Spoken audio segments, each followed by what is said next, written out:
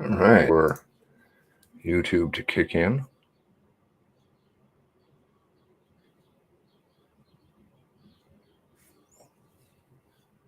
Waiting.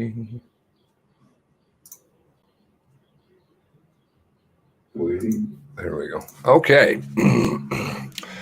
Have to get back into the habit of this because I'm going to be coming back. This is a good intro. I left some links down below. They're going to jam a whole bunch of people in here together in very quick succession. Darren will be there, as will Leah. Leah, who is executive assistant, I think now to whoever. I think, I don't know. Her LinkedIn has been deleted. I find that interesting. Rosemary, good morning. Peter,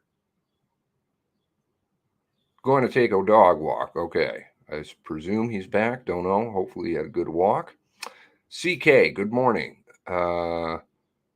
Just in time, ready for foundational documents. It appears as though there may be new foundational documents up. I'm not too sure.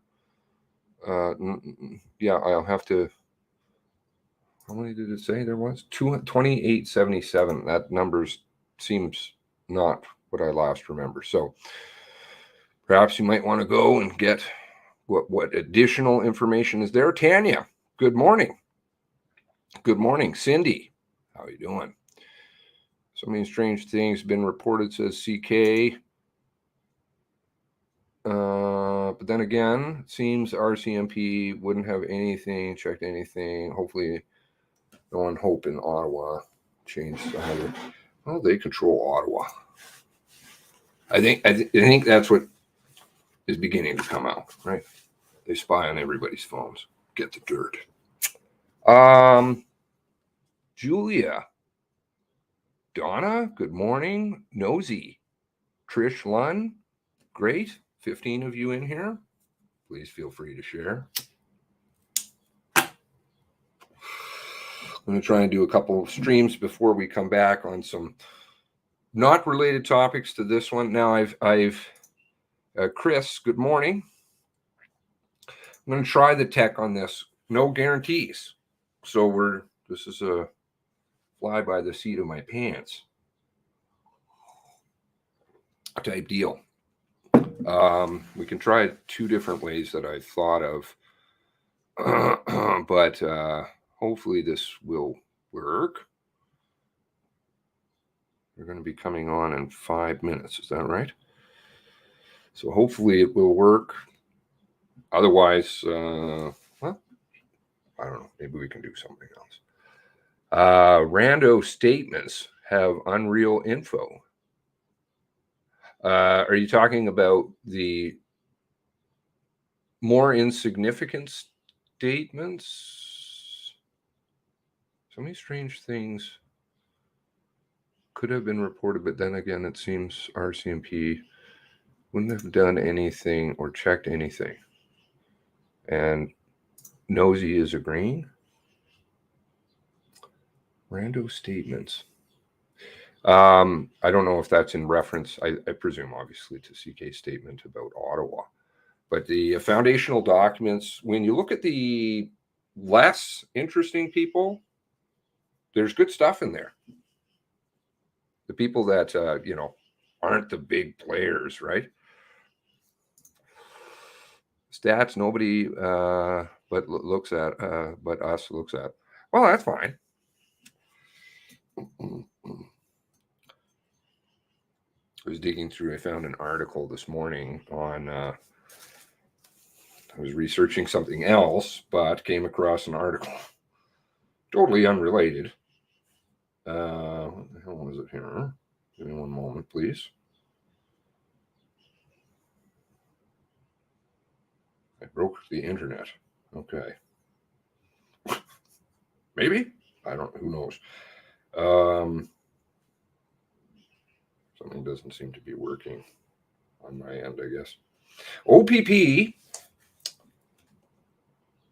OPP used court-obtained cell data to text over 7,500 possible murder witnesses. This is in 2016. Okay. So this ties to this kind of stuff, the tech shit. This is toilet. Toilet. I know my girlfriend was saying to me, monkey see, monkey do. You have to throw it away. If I understand this, because I've studied this shit for years, how horrific the observation is, this kind of stuff. So I do safeguard myself quite a bit, but not that I'm saying I'm a master of it by any stretch. But anybody who maybe doesn't study that stuff as keenly, I would suggest you throw your phone away. Nobody seems to want to do that. It seems to be like a new limb we have, this phone. The world did operate without the phone. Crazy. I know. I remember it. This is from 2016. 2016. So you think you could be able to text people, right? Not that I'm saying I support that in any way, but the Rcmp pinged the OPP in this article pinged data, cell tower data, pinged it to see who was in the vicinity of this particular murder. 7,500 witnesses they mass messaged back in 2016.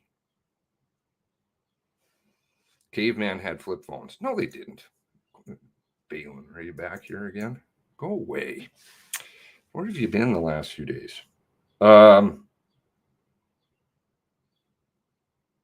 Aside from helping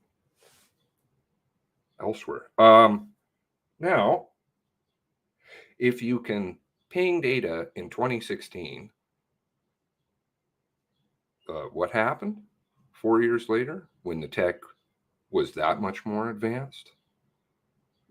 Very hard to ping data or ping who was around certain sites? No, very easy.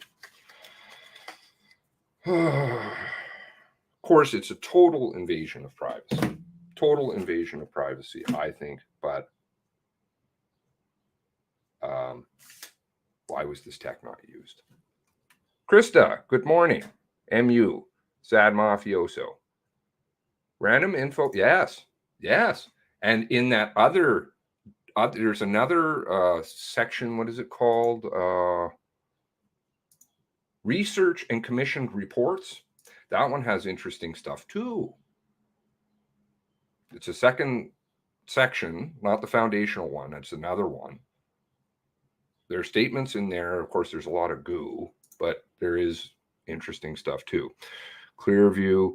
I got on a limb and say Bell Company is heavily involved in all this spying. Well, certainly that's not much of a stretch, because Bell, official supplier to the Rcmp intelligence community within Canada. Five Eyes. Who was I looking at the other day? And they were the chair, Rcmp, and chair of the Five Eyes criminal intelligence community at that point in time. Not bullshit. Five Eyes. Very serious shit. This is not gravel road cops we're talking about here. Very, very technologically advanced. And then when you mix in CSIS and on top of that, CSE is really spooky. Pegasus was created, yes. The sixth eye. Okay, but we're not going to go there today. But there is a sixth eye out there. They don't like to talk about that one. Silicon Valley 2.0. Probably it's the second most powerful in terms of intelligence in this community in the free world, not communist or supposed free world. Okay, so I have 901 and I'm not getting anything. Let's see, why is this not coming?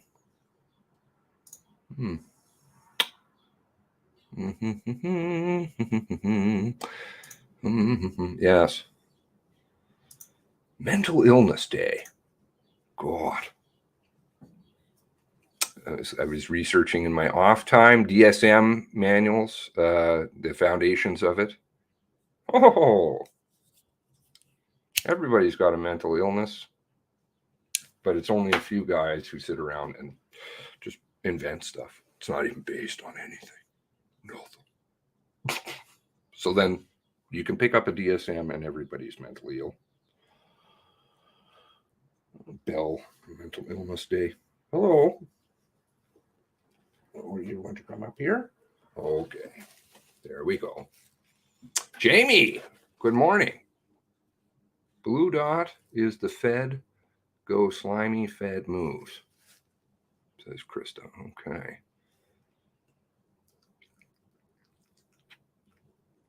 TELUS gave up Clearview data. Clearview, which didn't, it just shut down its operations in Canada. That was how that ended. And then was being purchased by who? I forget. RD or something down in the United States, which does, what did they do? Another piece of this, so they probably just renamed it and picked it up as a different piece. That's why they don't want to, hello, Nova. That's why they don't want to disclose who their vendors are. Tara, good morning. Oh, maybe this will work. Pursuant to the House Order of June 23rd, 2022, pursuant to Standing Order 1082 and the motion adopted by the committee on Thursday, June 23rd, 2022, the committee is meeting on its study of allegations of political interference in the 2020 Nova Scotia mass murder investigation. A reminder that all comments by members and witnesses should be addressed through the chair. When you're not speaking, please ensure your mic is on mute. I would like to now welcome our witnesses for the first panel. Department of Justice, François Daigle, pardon me if I've mispronounced your name, sir. Deputy Minister of Justice and Deputy Attorney General of Canada, and Owen Rees, Acting Assistant Deputy Attorney General. Deputy Minister, I will now open the floor to your comments. Please go ahead. Thank you. Thank you for inviting us to appear before the committee today. As Owen was introduced, he's joining me today. He's the Acting Assistant Deputy Attorney General responsible for national litigation, our national litigation sector in the department. Before I begin, I'd like to offer my deepest condolences to the families and the loved ones of the victims of the shooting in Nova Scotia in April 2020. I want to acknowledge their loss and the impact of those events on the community. My remarks today will focus exclusively on the process led by the Department of Justice to produce documents to the Mass Casualty Commission. The Department of Justice and its lawyers were not involved or consulted on whether to disclose firearms information at the April 28, 2020 press conference, nor were we involved in the teleconference with the Rcmp commissioner that followed that day.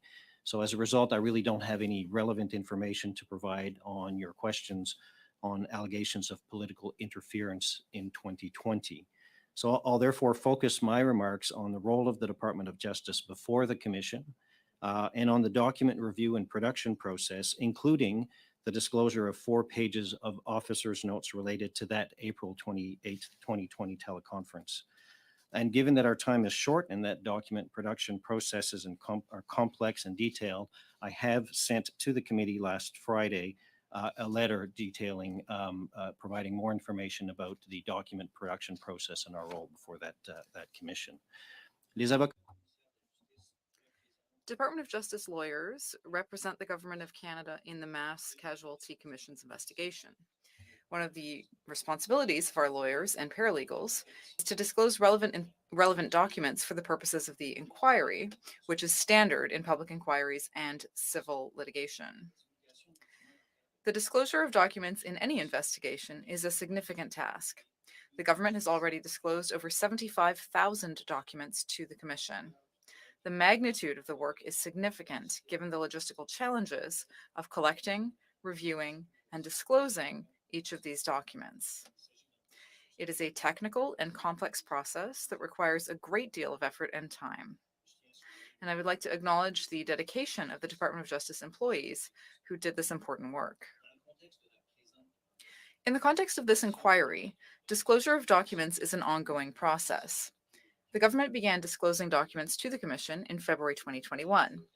As the Commission continues its investigation, new issues are raised, and that results in new document requests.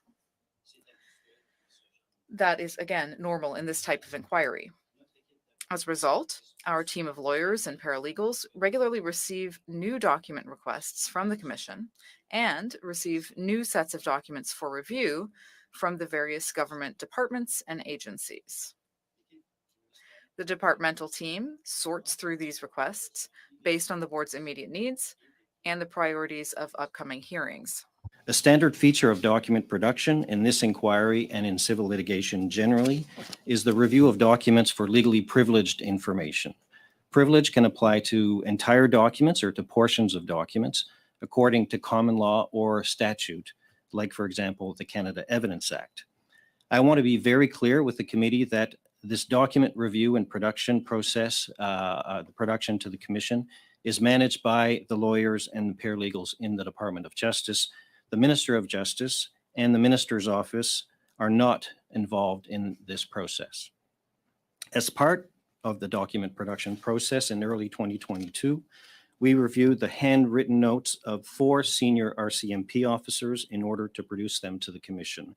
There were over 2,400 pages of handwritten notes.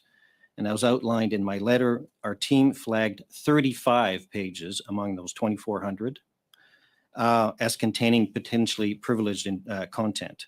And knowing that there were hearings coming up with these officers, we decided to authorize the disclosure of the 2,400 pages, but with the exception of the 35 pages that we are still reviewing for privilege. Unfortunately, we did not alert the Commission to the fact that we had not produced the additional 35 pages because they were being reviewed. We've exchanged letters and spoke to Commission counsel, and I think the oversight was acknowledged and understood. 4 of the 35 pages only relate to the April 28th 10 meeting. seconds, sir. Can I finish? Yeah. I just, 10 seconds. Only 4 of the 35 pages related to the April 28th meeting. These were in the notes of Superintendent Campbell.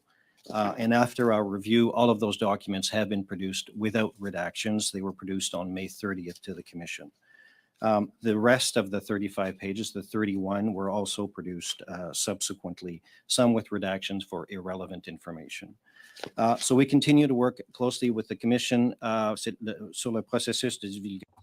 On the disclosure process, the government is fully committed to supporting the Mass Casualty Commission's work And professionalism of our Department of Justice lawyers and paralegals that are representing Canada before this Commission. Happy to take questions. Thank you, Mr. Deputy Minister. Colleagues, we will start our line of questioning. Oh, sorry, go ahead. Oh, was there any other comments from you, Mr. Rees? No, thank you very much. Okay. Thank you very much. Thank you, Clerk. Colleagues, we will start our round of questioning. The Conservatives will begin with 6 minutes in our first rounds, and I will begin that round of questioning for us, and I will begin my 6 minutes now. And colleagues, you're welcome to keep me on time as well. Thank you. Thank you very much again for both being here today and being forthcoming with that information, your opening remarks, Mr. Deputy Minister. You're aware that the Mass Casualty Commission has a public interest mandate to investigate the worst mass murder in Canadian history to get answers for the public, correct? The Department of Justice also has the obligation to assist the Commission in achieving its mandate to serve the public interest, correct? Agreed.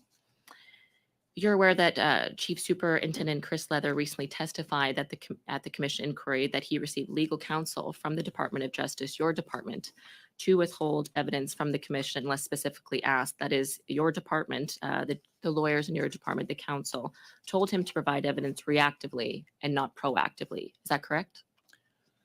That is correct, but only with respect to the, I guess what's referred to now as this wellness report. So I have 3 reasons really to explain why I think Chief Superintendent Leather misunderstood the advice that he received. First, we learned of this. I guess our council met with Chief Superintendent Leather on July 5th, And it was during that meeting that we learned of the existence of this wellness report for the first time. It was, from what I understand, a report that was commissioned a year after the events. What we counseled Chief Superintendent Leather to do was, because we hadn't seen the report yet, we didn't know to the extent to which it was relevant, if all of it was relevant, portions of it were relevant. It was obviously prepared for a different purpose. And so our advice to him was, don't raise it proactively, but if it comes up, answer the questions. That was the advice we gave to him. We gave no advice with respect to being reactive or not being proactive with respect to two other pieces of information. One was about the April 28th meeting, because that information was already before the commission, and we like all witnesses, we told them to be very Thank you, sir. forthcoming. So just to be clear, you're saying that there was another one. We've been hearing a lot of these misunderstandings, as I'm sure you are aware, during this investigation. So you're saying that Superintendent Leather misunderstood, but that in fact your department did advise him to be reactive and not proactive, but it was specifically in terms of this wellness study that was being undertaken for Nova Scotia Rcmp. But he was under the impression that reactive approach was to be taken at large whenever he was asked questions by the commission or otherwise. So it's odd that misunderstanding is quite significant, I would say, and he shared that at the commission.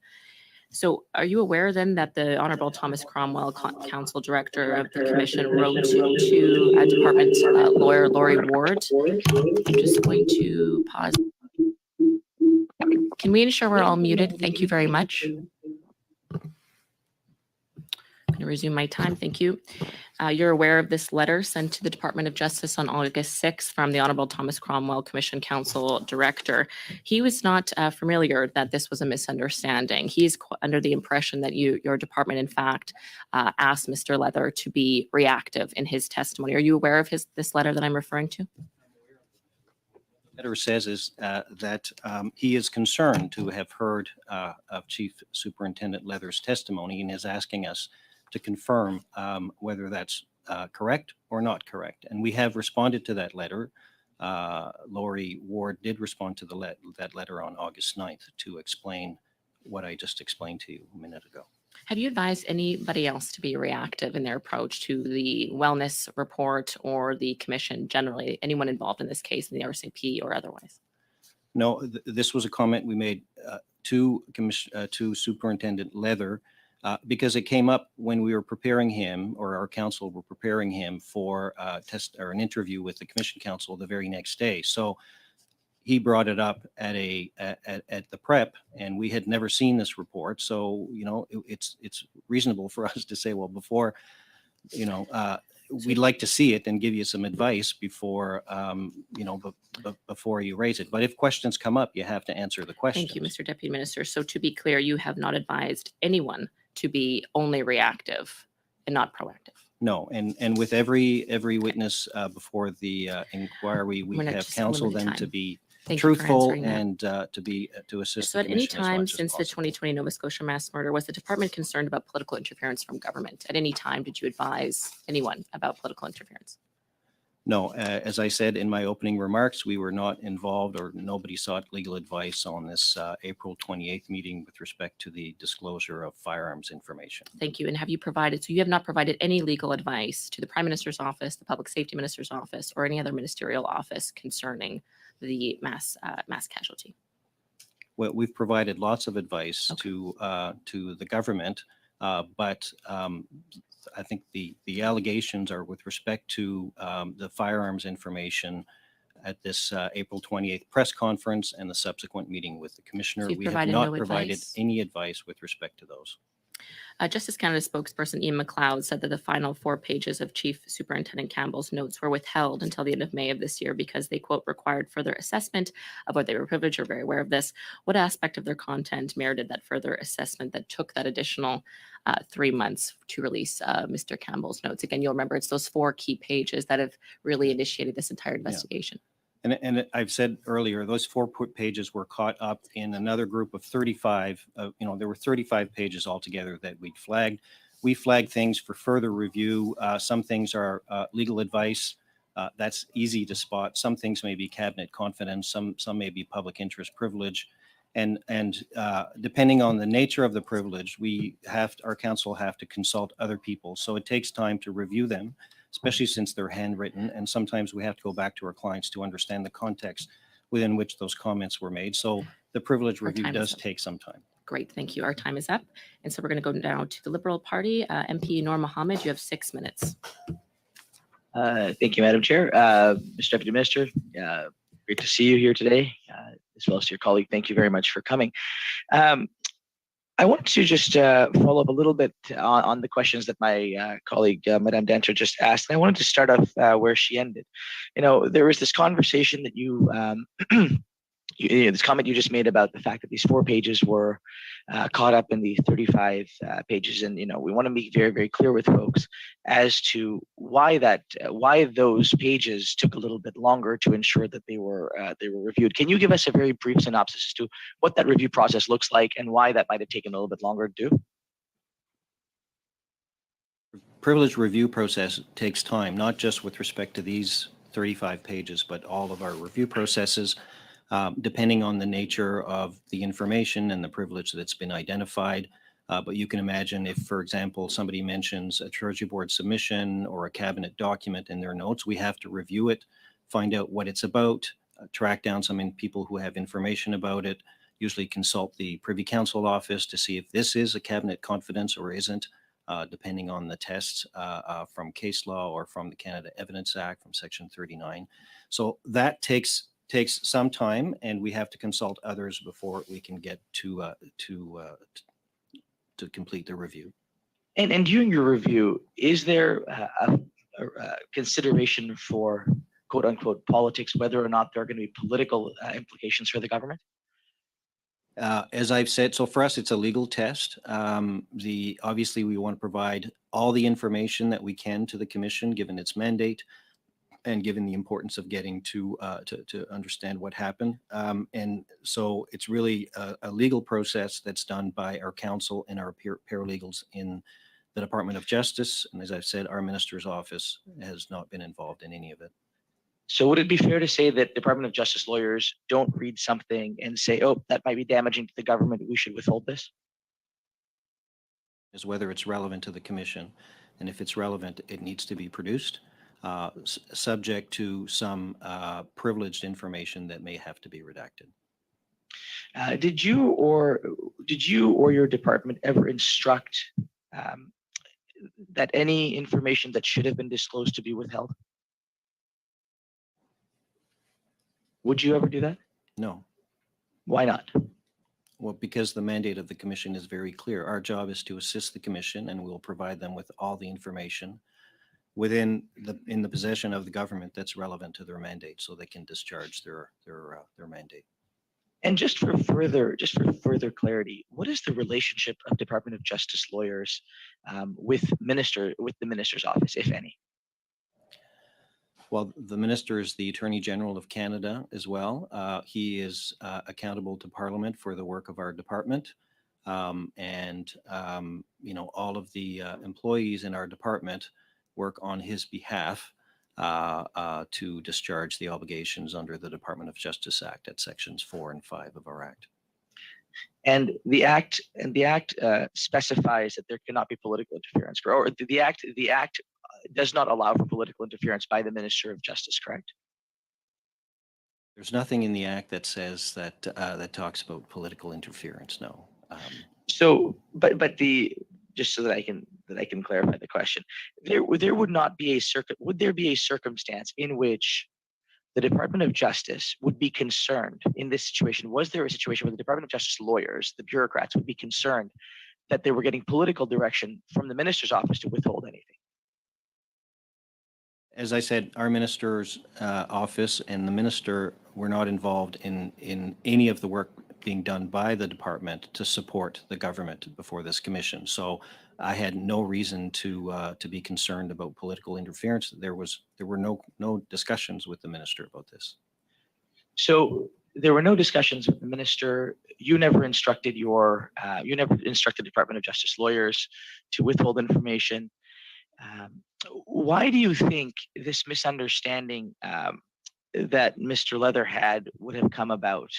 You talked about the circumstances around this. Why do you think there would have had that misunderstanding?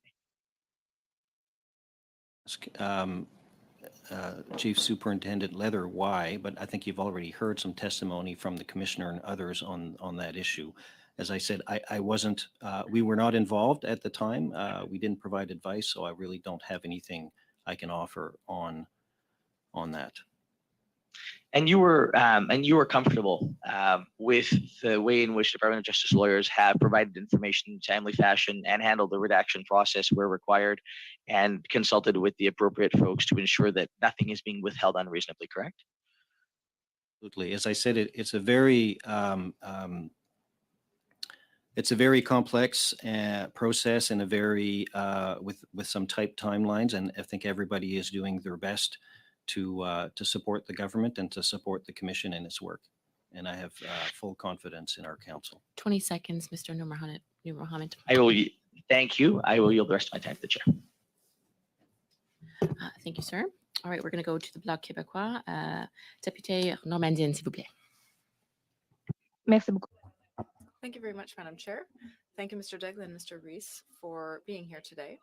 Mr. Daigle, I'd like to start with a question about your letter from August 12th, talking about the mechanism of producing documents to the Commission. You talked about the process of redaction and how it's done, but it doesn't talk about what happens to documents when they're being analyzed. And that's really what we're interested in when it comes to these 4 pages. They were withdrawn. They were not actually redacted. So I'd like to know, why does your letter not discuss what happens with documents that are actually being analyzed for potential redaction?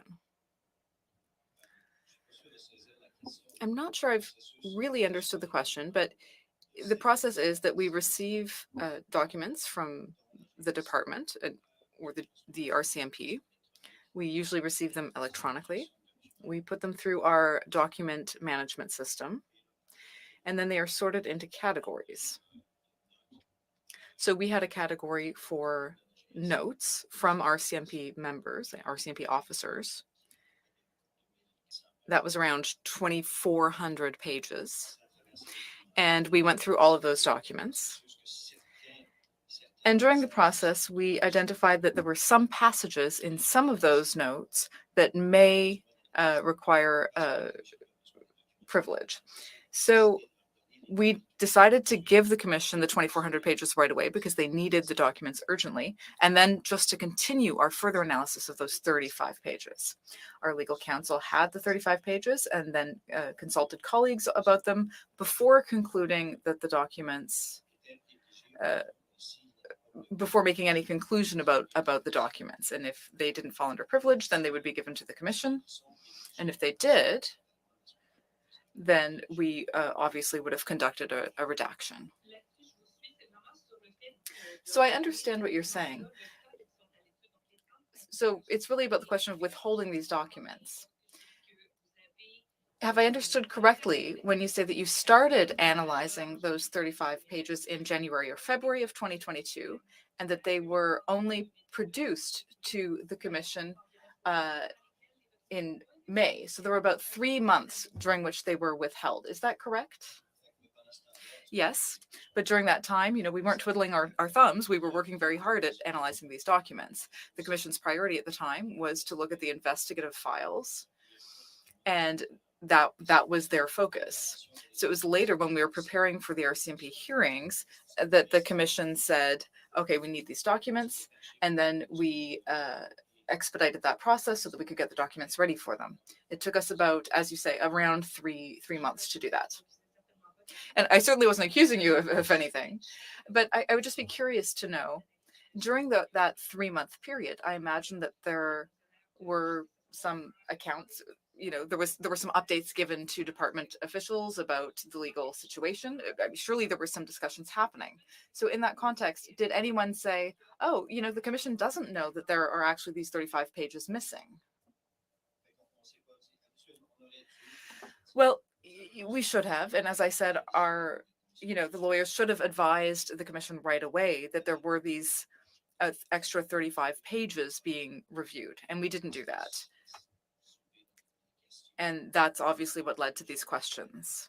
We did subsequently exchange correspondence with Mr. Campbell and the commission to explain the process, and then we agreed on a process for going forward so that the commission would be aware of any documents that we did believe were relevant but had not yet been disclosed because they were still under review.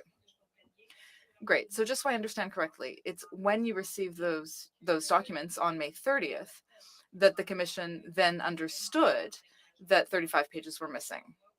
So during the 3-month period from February to May, the commission didn't know that pages were missing. Is that correct? So they were not aware that there were those 35 additional pages that we believed were relevant but had not been provided. Sorry, I just missed the very beginning of what you said. I believe it was June 22nd that Mr. Cromwell wrote to us mentioning, the 4 pages that were missing, and that at that point we sat down with the commission and explained what had happened. In your letter from August 12th, at the very beginning, you say that a party needs to disclose documents that are relevant to a commission if they're not subject to privilege. Now, I understand that you started collecting documents for the commission around November 2020. So shortly after the commission was created on October 21st of that year. So I'd like to know, in terms of the document collection process, are there some documents that are automatically given to the commission, or do they all need to be subject to a subpoena in order to be produced? I'll ask my colleague, Mr. Rees, to explain that. After the documents are collected, the lawyers and paralegals at the Department of Justice begin their revision process to determine whether documents are relevant. We started disclosing documents to the commission in February 2021,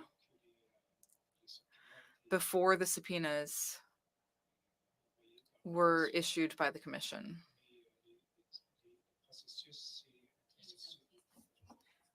C'est un processus. But it is an ongoing process. Merci, Merci Député beaucoup. Normandin. Merci. Thank you very much. The New Democratic Party, MP McGregor, please, 6 minutes. Thank you very much, Madam Chair, and thank you, Deputy Minister, for appearing before our committee. And also, I'd like to thank you for the letter you provided to our committee, just explaining the process before we held today's meeting. Now, in your letter, you mentioned that the 35 pages that were held back, they were retained for further review. Of those 35 pages, they actually contained 4 sets of notes. I think there were some from Superintendent Campbell, there were some from others. So out of that 35 pages, 13 of them were from Superintendent Campbell's notes that were held back. And so out of the 13 pages from Superintendent Campbell, it's the 4 of his 13 pages that specifically referenced the April 28th teleconference with the commissioner.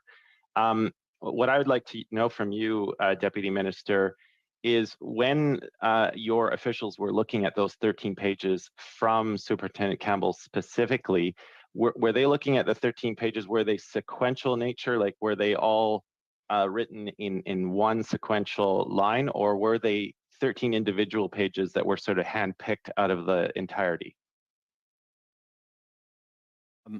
I'm not exactly sure how they were, but from what I saw, we have the entire, books of notes from the Rcmp officers from, a certain date to a certain date. And we've identified throughout what was relevant to the commission. And from that, what we thought needed a review for privilege. So are they sequential? I think they are consequential in the sense that, the books start at one date and they go forward. So when we get to April 20th, there's some notes. When we get to April 28th, there's some notes, and then, and so forth. So just to be clear, you're not aware if the 13 pages that were held back from Superintendent Campbell specifically, you're not aware if those 13 pages were actually written sequentially in a specific timeline, like a journal entry. You're not clear of that information? Journal entry, maybe Owen's had a look at this and can provide more information. My recollection is that they were in chronological order, as one would take Okay. notes in a notebook, and that Okay. the 4 pages were in chronological order in a date Thank you. range. And you've taken some time to identify the kinds of privilege that might exist, why they're withheld. Would notes referencing a phone call with the commissioner, like, would that constitute something that people in your department might take as privilege? Were they concerned that the handwritten notes of a teleconference might contain sensitive information? I mean, 4 pages out of 13, that is actually a significant percentage to hold back. I'm just trying to get a sense of the thought process of your department's lawyers that led to those 4 pages being held back. Pages of over, hundreds of pages of documents from Superintendent Campbell. 4 of those 13 pages that we held back dealt with the April 28th meeting, right? So we didn't just hold back the 4, we held back the 13. And in answer to your specific question, if it's just a reference to a phone call with the commissioner, there's nothing privileged about that. Okay. From, on the face of an entry in a document. So we wouldn't have flagged that for review. We would Thank flag you. for review if there's, a reference to a cabinet meeting or a reference to a Treasury Board submission or a reference to legal advice. Those would be Thank you, flagged. Deputy Minister. Sorry for interrupting. My time is short here. Yep. Can you explain to us who is the ranking person in the Department of Justice who makes the final call on whether information is to be considered privileged or not? Well, like what level of person in your department makes that final call? So for the commission, for the work that we're doing for the commission, so we have a team of lawyers. They're led by Laurie Ward, who's our most senior counsel there. And so she's Laurie Ward would organized. have made the call? Well, it could be somebody within her team, depending on how they've sorted out the responsibilities within the team. But counsel are able to make that determination after consultations whether a document is privileged or not. And But this she is would something that all ultimately- lawyers do, right?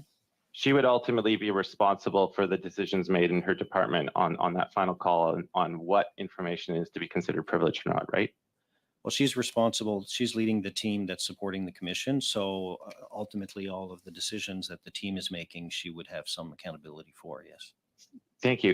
In your letter, you referred also to times when there might be a conflict between the MCC and the Department of Justice. Like if the MCC raises questions about determinations of privilege, there are meetings held between your department and the MCC to find a way through it. Can you explain, I don't have a lot of time, but how generally are those resolved and have they been resolved satisfactorily to date? 10 seconds. It's a phone call to Tom Cromwell or somebody else on the commission council team.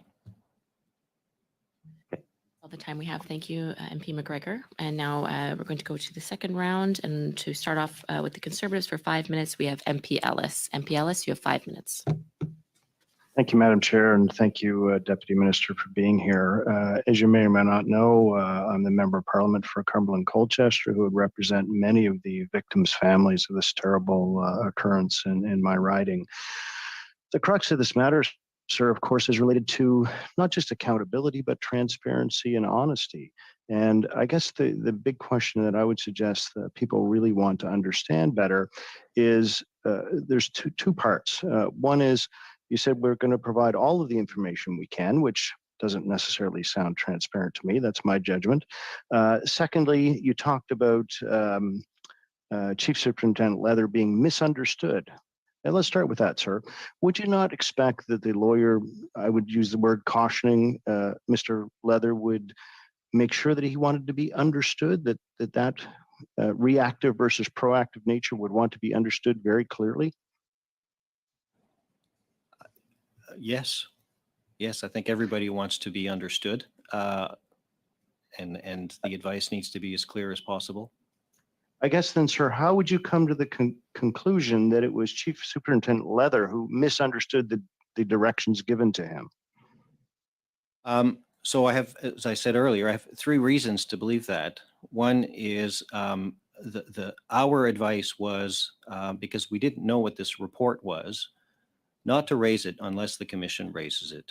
So that was the extent of our advice in terms of being reactive or not proactively talking about this until we had and this was, remember, this was July 5th, and he was only appearing on July 27th. So our view was that we'll have time to get the report, look at it, determine its relevance, and figure out whether it can and can't be. So our advice to him was, look, it's the first we hear of this. We haven't seen it. Don't raise it if they don't raise it. But if they do, you'll have to answer. The other reason we think that he misunderstood is because he suggested during his testimony that we also told him not to provide information about the April 28th meeting. And that makes no sense, sir, because all of the information about the April 28th meeting was already before the commission. So there's no reason for us to suggest that. There was also his reference to his call to the commissioner on April 22nd. We learned about that when he testified on the 27th. It's not in his notes.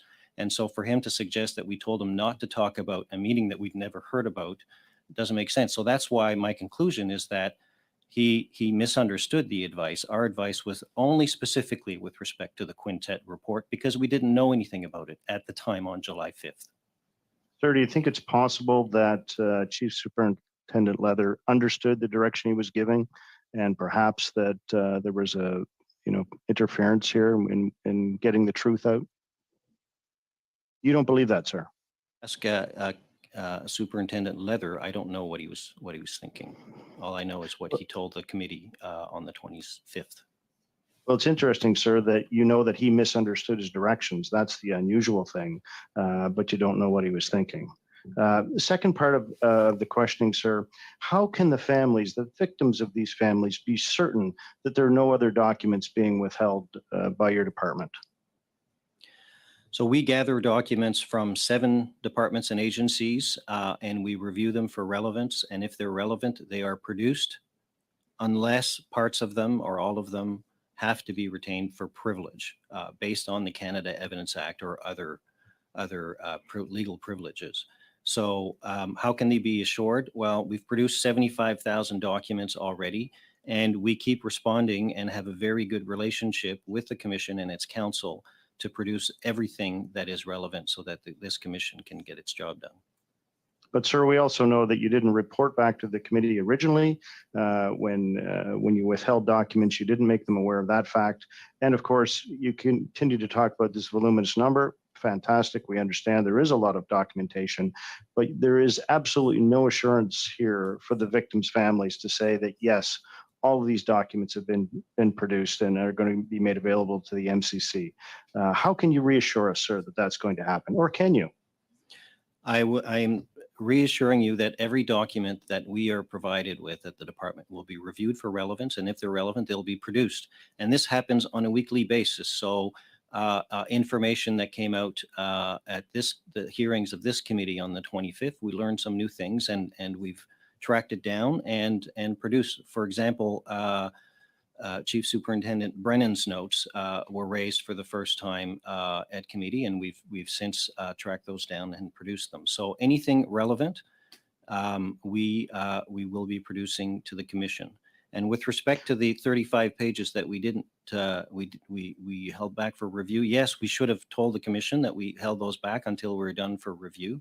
But our intent was always to review them and to produce them. And that's a process that we'd followed with the commission before. And now we have sat down with the commission and set up a new process to make sure that there are no surprises going forward.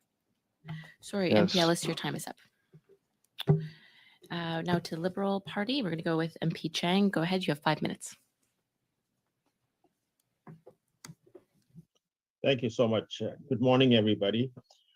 Thank you to the witnesses for taking your time to be here with us today. My question is directed to Deputy Minister of Justice. Is it true that some documents, such as handwritten notes take longer to review because they cannot be machine read in any way and require a person to directly review the handwritten documents? And could this have affected the disclosure of documents to the Mass Casualty Commission? Yes, handwritten notes do take longer to review because they have to be reviewed in person. They can't be machine read. Most of the other documents that we get them electronically, so we have a system that reads them and codes them. That obviously has an impact on the speed with which we can get documents to the commission. But in this case, the handwritten notes were identified as some important information that the commission needed to have, which is why we produced them as soon as we could. And they were going to, the ones that we didn't produce and were being reviewed were going to be redacted, reviewed and redacted if necessary, and produced well before the appearance of the officers before the committee, before the commission. Thank you so much, Deputy Minister. Can you elaborate on the relationship between your department and the Minister's office? And how do you coordinate with the Minister's office, and what boundaries are in place to prevent any sort of political interference? Well, I'm the Deputy Minister to the Minister of Justice. We have the same relationship that any Deputy Minister has to a Minister of the Crown. I provide the Minister with information, with briefing notes to make decisions. If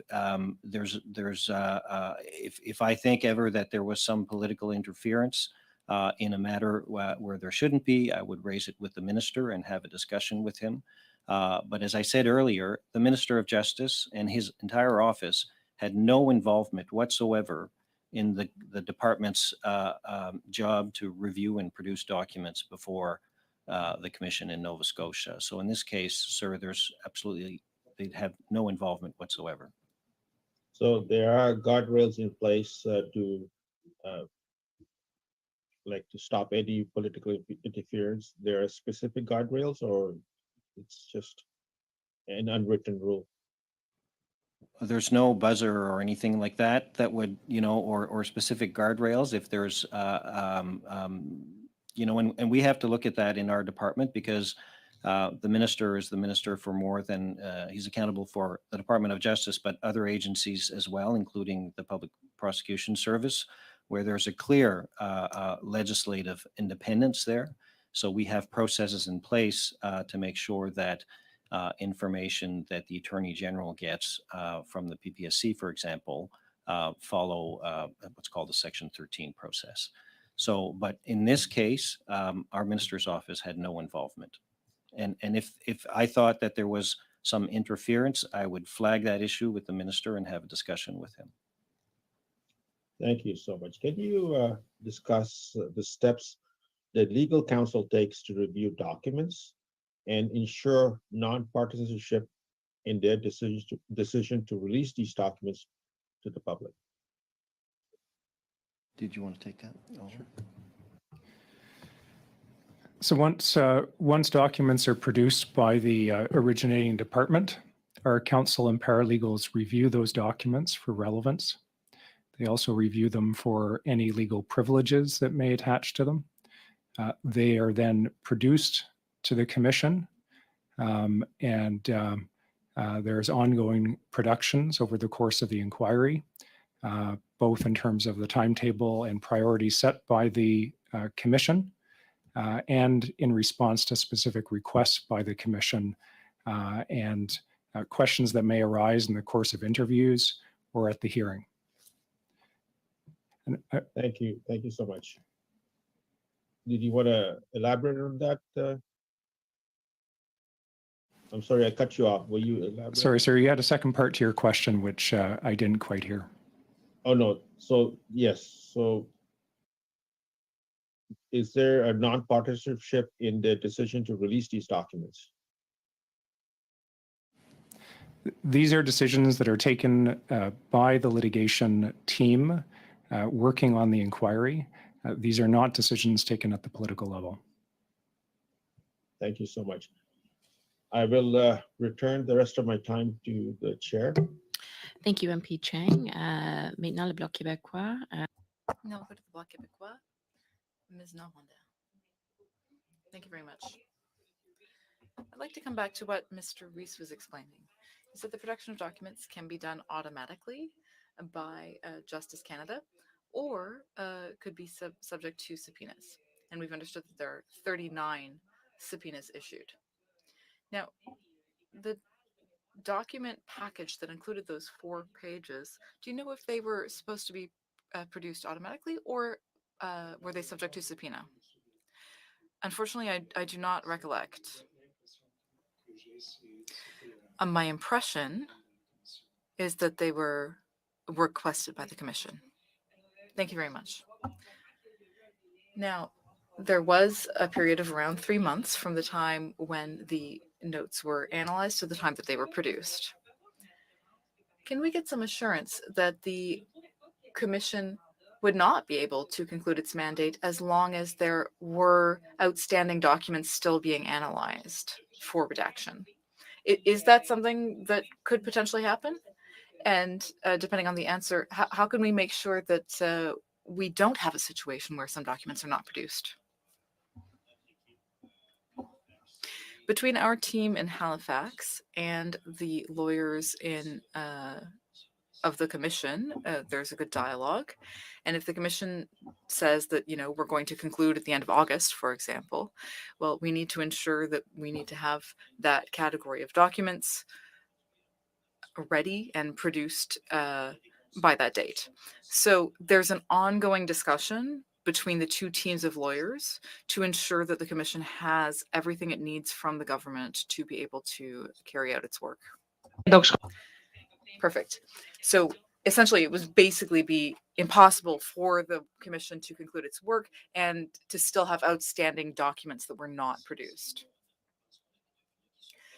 If we think that we have documents that are still relevant and that are still being analyzed, we would inform the commission of that. If the commission says, you know, we're wrapping up in 3 weeks, we would say there are still documents that we need to produce.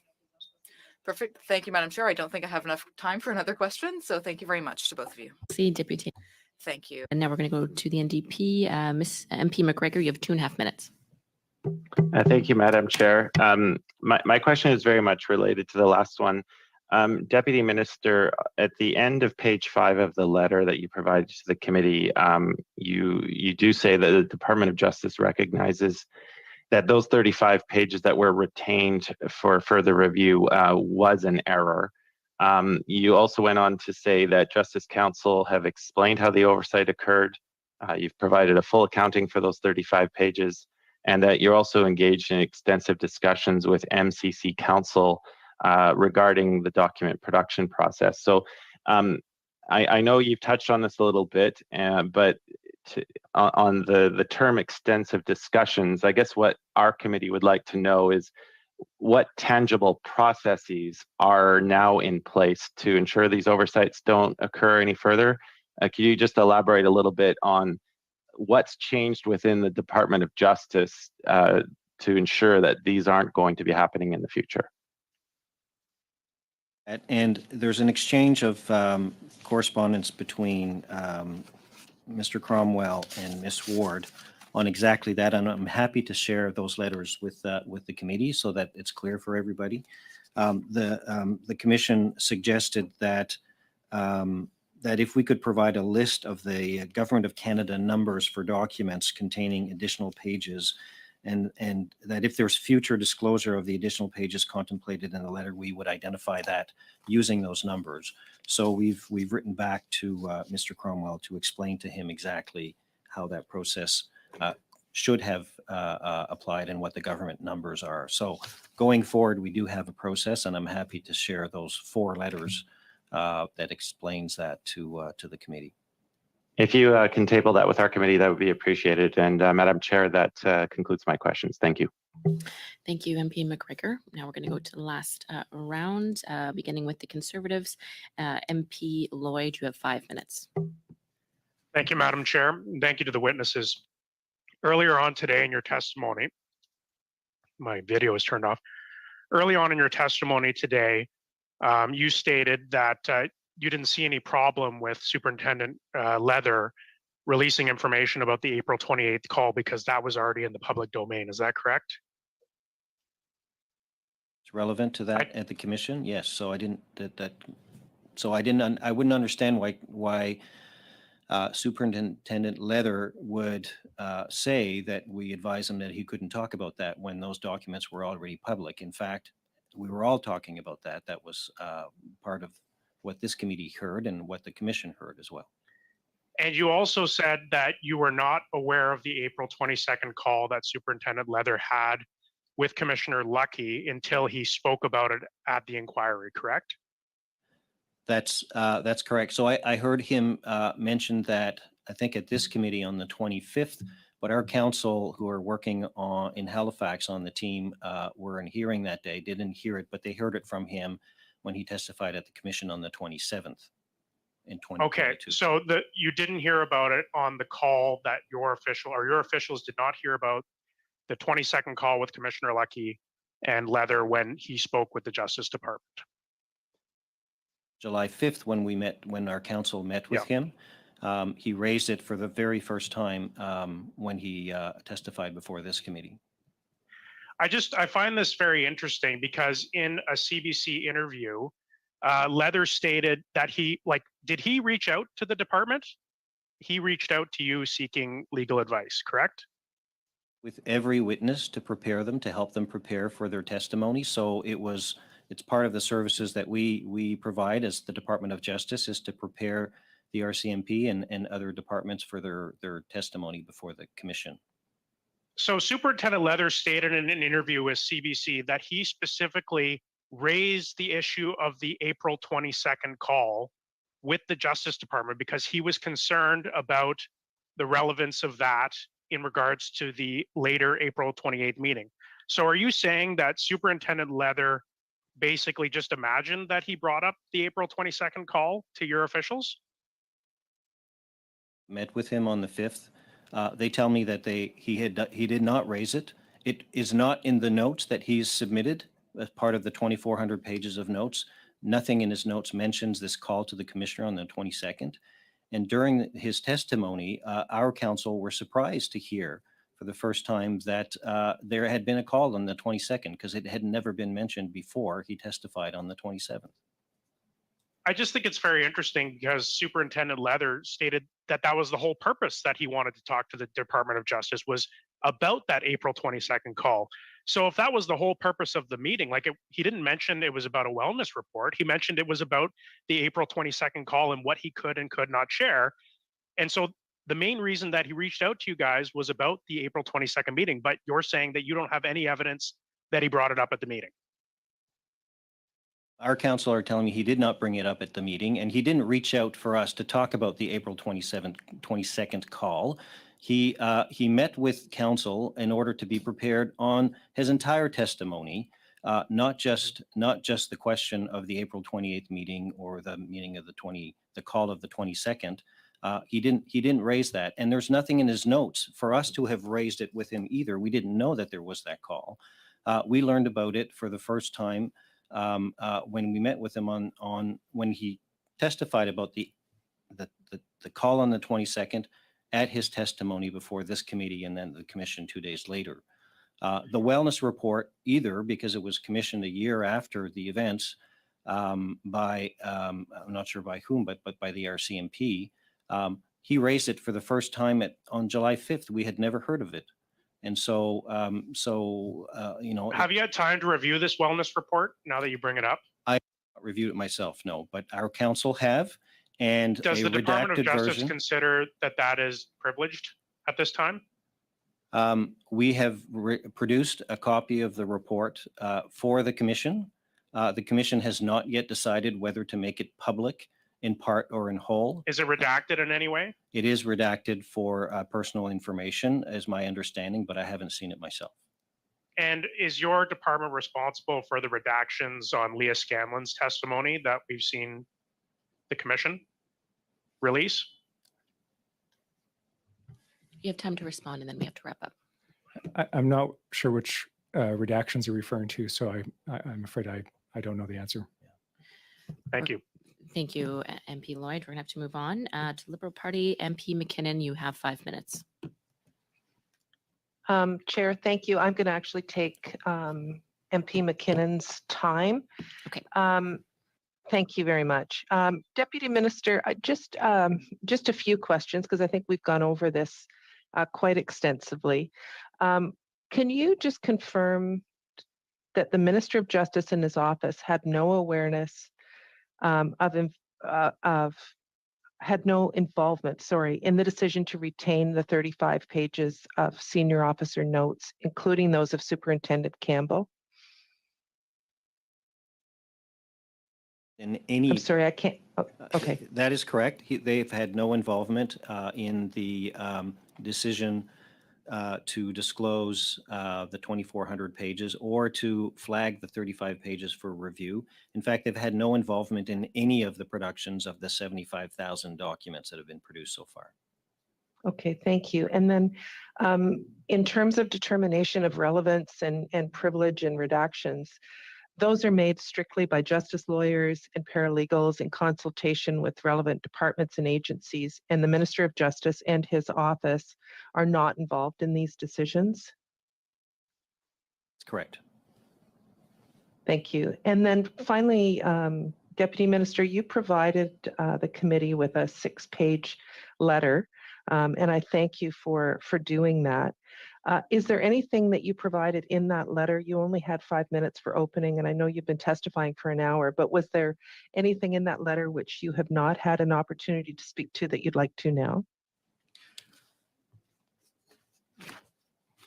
I don't think so, but I'll just quickly go through it. I think we've covered everything that's in the letter. No, I think nothing else. Thank you.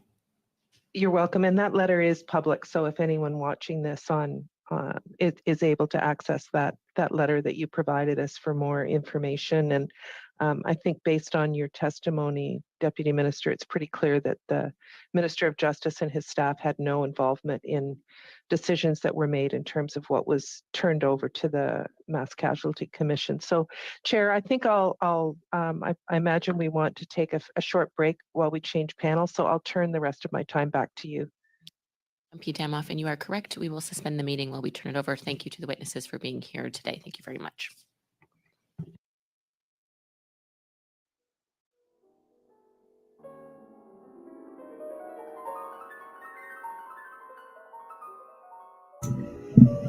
Unbelievable.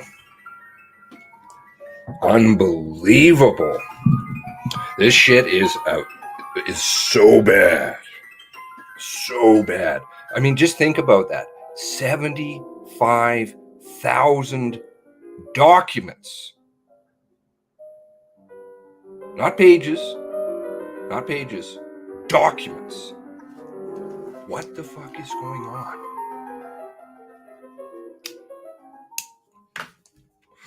Or that might be echoing. That is unbelievable. This is your tax money.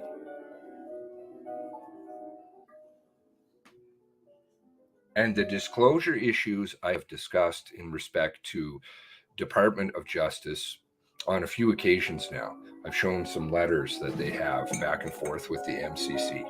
Fucking crazy. The tweet I just put out is important. Please refer to it. Because it's in respect to the meeting about the guns. I don't know if I don't explain things well. I understand it. That is in regards to the meeting about the guns, the reply, and everything is redacted, including the email addresses listed at the top, citing solicitor-client privilege. But there's no lawyer listed. So how can you cite it? Uh-oh. That document. I don't know how long they're going to be because I'm pulling up different stuff here. in respect to disclosures. And I mean, this is why this process has to continue, because I can't seem to find the one document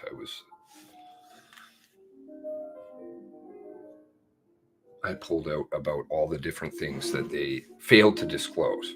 Now, it was an older letter, of course. They're not going to give you the most recent version of it. They were using the worst excuses ever.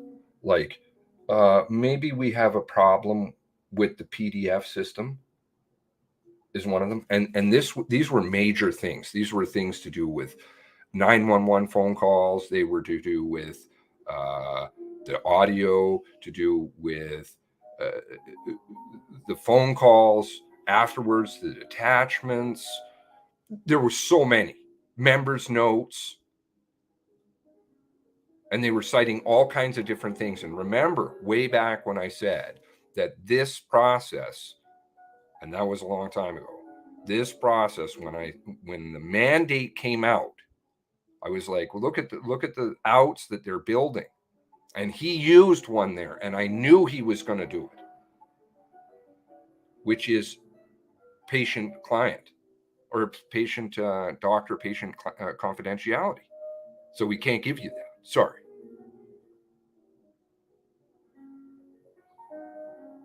Just like they use solicitor-client. And we're not even talking about how they use privy council. Because if you want to find the dirt that's really going on, it runs through the Privy Council office, because the Privy Council office is the most protected of all. It's more protected than the Prime Ministers. So they do their dirty work through the Privy Council. What if it wasn't lawyer privilege, but instead conversations, calls, emails with Exactly. You cannot hide behind. I don't want to turn off the screen share because then I'll get it back.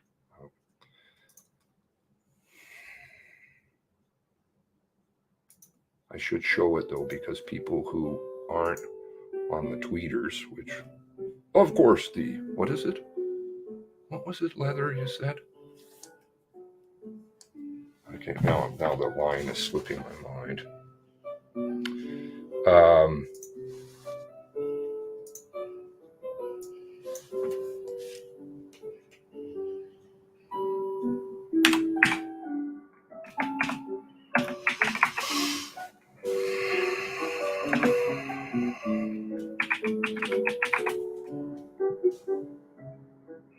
All right, so let's try this.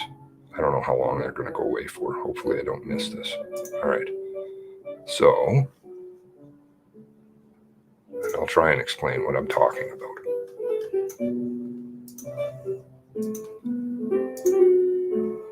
Please let me know if you understand what I'm talking about. That would be helpful. Okay. So this letter originally sent to Commissioner Lucky from Leah Scanlan, right, is in respect to all to do with the meeting about the guns, right? So she fires it off to Brenda Lucky, okay? I'll leave that link here. A superior way, thank you. All right, so that's the original letter from. Oh, fuck. I'm the vice chair of this meeting, and I'm assuming the chair position today. My name is Raquel Dancho. Do we have to read them all again? Just a reminder to the committee members to keep your mic on mute when you are not speaking. Give me one moment, please, to find it. I'm going to begin the first round of questioning myself, and then we're going to go to the other parties. Oh, I'm so sorry. You have opening statements, so we're going to go to those first. We'll start. Okay, just start from left to right. Four of them in here? We'd like you to start. 5 minutes, please. Go ahead. today before the committee on the traditional territory of the Algonquin people. Before I begin, I would first like to express my sincere condolences to all of those who lost loved ones, neighbors, community members, and those that were hurt in Nova Scotia on April 18th. Stop 19th, wasting our 2020. time. My name Just is get Alison on with Whelan. I it. am Chief Strategic Policy and External Relations Officer for the Rcmp, based at national headquarters in Ottawa. I have held this position since July 2020. During the time period being examined by this committee, I was the Executive Director, National Security and Protective Policing, which is situated within the Federal Policing business line at RCMP National Headquarters. Given my position at the time period in question, I was neither aware of nor involved in the internal RCMP meeting on April 28th, 2020, nor was I engaged in the requests or sharing of information with government officials or communications with the public during the spring of 2020. That said, of course, I'm happy to answer any questions you may have. Thank you. And thank you. It was Ms. Whelan, correct? Apologies to members. We don't have the name cards, unfortunately, today. Thank you, Ms. Whelan. Mr. Campbell, you have 5 minutes. Thank you, Chair and members of the committee. My name is Darren Campbell. I'm a serving member of the RCMP. My policing career began in September of 1990 when I was sworn into the RCMP. On that day, I swore that I would faithfully, diligently, and impartially execute and perform my duties, and to obey and perform all lawful orders that I receive without fear, favor, or affection of or towards any person. That was an oath I took very seriously on that day, and one that I continue to take very seriously to this day. My 32-year career with the RCMP has taken me from the Pacific Coast to Central Canada and to the Maritime Provinces. The bulk of my career has been focused in the area of major crimes, major case investigations, and criminal operations. As part of my duties, I've been operationally deployed across our entire country and internationally. I'm committed to serving Canadians, the communities that I have served and continue to serve. I'm a proud member of the RCMP, and at the present time, I am the interim criminal operations officer for the RCMP in the province of New Brunswick. In April of 2020, I held the rank of superintendent. I was a support services officer for the RCMP in Nova Scotia. In that role, I was responsible for a number of specialized policing resources, including but not limited to the Provincial Major Crimes Unit and the Critical Incident Program. As you are well aware, on April 18th and 19th, 2020, the RCMP in Nova Scotia responded to a mass casualty incident where Gabriel Wortman took the lives of 22 innocent people, and he injured many others. This incident became known as the worst mass murder in Canadian history. The perpetrator's actions devastated victim families, survivors, and has forever changed the lives of many. This unprecedented massacre spurred a major case investigation titled Operation H-Strong. The objectives of H-Strong were clear: to fully investigate the murders and attempted murders and to gather sufficient evidence to determine Gabriel Wortman's involvement in these horrible crimes. Further, the objectives also set out to determine if anyone had assisted Gabriel Wortman in any way before, during, or after the crimes, and if so, to gather sufficient evidence to successfully prosecute those believed to be involved. I am aware of certain allegations of political interference directed to the RCMP with respect to the investigation into the mass casualty incident. At the heart of the issue is my recollection of a meeting that I was called to attend on April 28th, 2020. This meeting took place immediately after I completed a lengthy national press conference, which relayed the facts that could be disclosed to the public at that time. To that point, I had provided more than 2 hours and 15 minutes of live national news conferences about what the police knew and what we could share with the media and with the public. The meeting had been called by the Commissioner of the RCMP and was attended by representatives from the RCMP in Ottawa, as well as Nova Scotia. Prior to that meeting, I did not specifically know why the meeting had been called. However, once the call commenced, the purpose of the call became very clear. The Commissioner expressed in no uncertain terms her clear disappointment that I did not release specific information in my news conference related to the firearms used by the gunman. What was relayed to me and others during that call is at issue here today. I made notes, as is my practice, specific to that meeting. I advised several of my colleagues that I had made notes about what had transpired in that meeting. I disclosed all of my notes as required to the Department of Justice Canada for dissemination to the Mass Casualty Commission. I was not aware that my notes from April 28th, 2020 had not been disclosed to the Mass Casualty Commission until recently. I stand by the notes that I made on April 28th, 2020. I have a distinct recollection of the content of that discussion between the Commissioner, my colleagues, and I. In my view, the purpose of the call was to allow the Commissioner to express her disappointment with the fact that I did not relay specific or detailed information about the firearms used by Gabriel Wortman. On several occasions during that call, the Commissioner stated that she felt disrespected, that she was sad and disappointed with the fact that I had not released the information about the firearms used, and that she had been advised that I would release that information. The Commissioner also said that she had promised the Minister and the Prime Minister's office that information about the firearms would be included in the press briefing. As detailed in my notes, I attempted to explain to the Commissioner that I could not and would not release that information at that time, as a premature release could have a negative impact on the investigation. It was at that time the Commissioner told my colleagues and I that we didn't understand, that this was tied to pending legislation that would make officers and the public safer.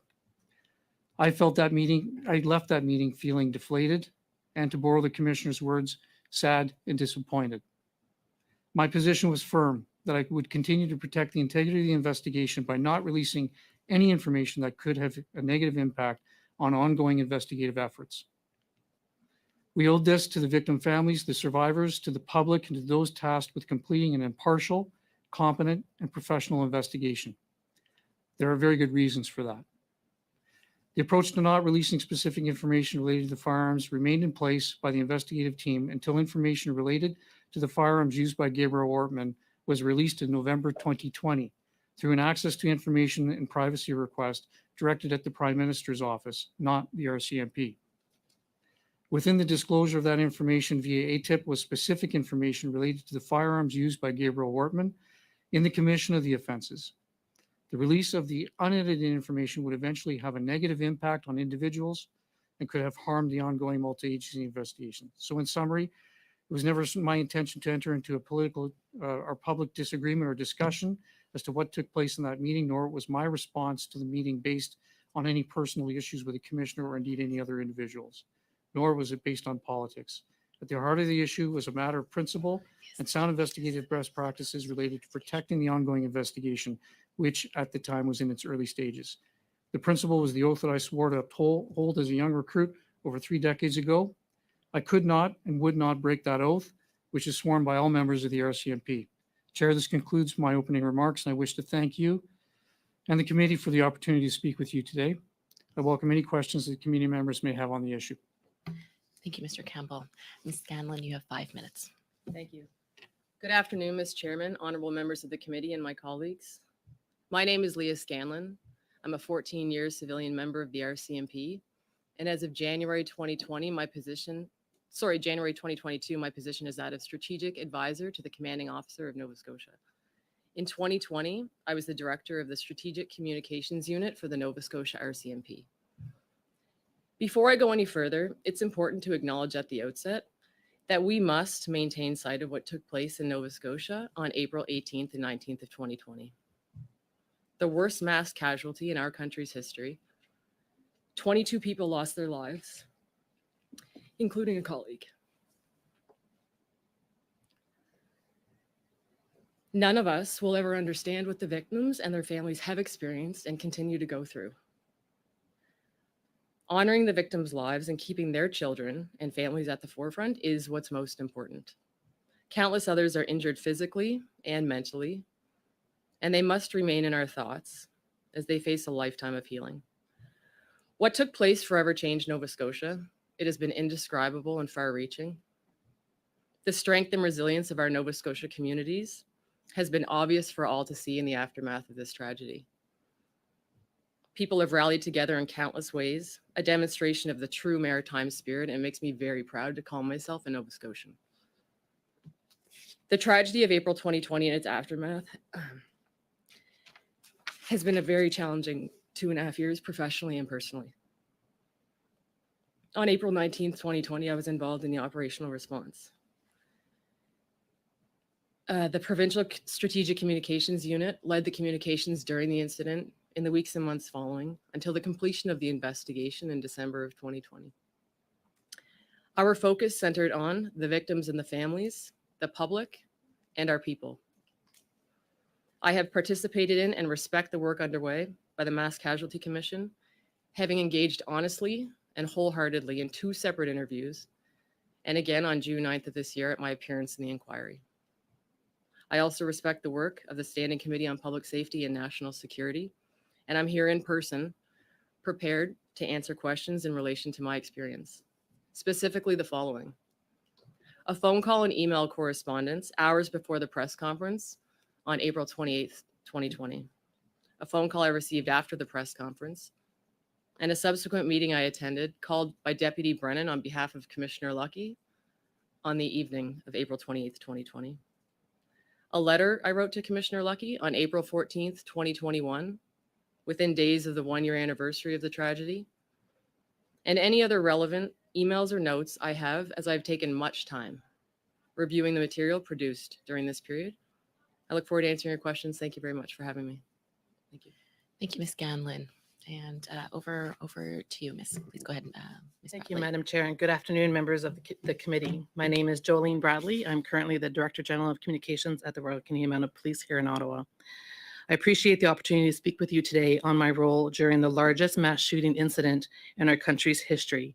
It was a very difficult time. My thoughts and prayers continue to be with the families and friends of loved ones who are left behind trying to heal. In April 2020, I was the Rcmp's Director of Strategic Communications for the operations team at National Headquarters in Ottawa. I provided strategic communication advice and support to the communications team in Nova Scotia in the days and weeks following the shooting. As part of the ongoing and routine collaboration between National Headquarters and our colleagues in Nova Scotia, our support included reviewing speaking notes and messaging for media. My goal was to assist our colleagues in Nova Scotia during such a significant event. Our support from Ottawa also consisted of coordinating translation and assisting with the creation of visuals for the press conference.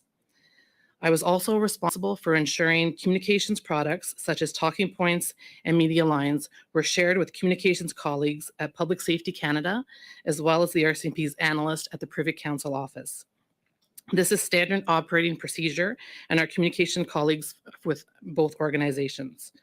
To be clear, documents shared with Public Safety and PCO were final communication products such as speaking notes intended for delivery by RCMP spokespeople during the conferences. Operational information is never shared through communications channels. I also want to emphasize that material is shared for informational purposes only, not for comment or input as it related to an ongoing investigation. The lines are clear and reinforced through years of collective experiences. Chair, member of the committee, I have worked for the RCMP for 23 years in various communications positions. Managing the communications and public affairs around the shooting was very difficult and very demanding. I would like to commend the RCMP team in Nova Scotia for their steadfast commitment to the organization and desire to share as much information with the public as was possible at the time. We are lucky to have such talent in Nova Scotia and, quite frankly, in all communication shops across the country supporting the RCMP on a daily basis. Thank you. Merci. Very much for your opening remarks to you and to all the witnesses today. We're going to get started with the round of questioning. I will begin with 6 minutes and we go to the Liberal Party, then the Bloc Québécois, then the NDP and background again. So to begin, Mr. Superintendent Campbell, have you received any legal advice from the Department of Justice to answer our questions or the questions of the Commission reactively rather than proactively, as Mr. Leather has indicated that he received that information, that advice? You have not. Thank you very much. And I'm looking at an email dated April 23rd sent by Commissioner Lucky to Chris Leather, Lee Bergerman, and Brian Brennan, which the Commissioner said in her email that the Government of Canada and the Minister of Public Safety were anxiously awaiting the information about the weapons involved in the mass murder. Were you aware that the Government and the Public Safety Minister were anxiously awaiting this information? At that time, Chair, I wasn't aware that the government was anxiously awaiting. I wasn't part of that email chain. However, I was aware of the fact that the Commissioner's office was really looking for some detailed information specific to the firearms.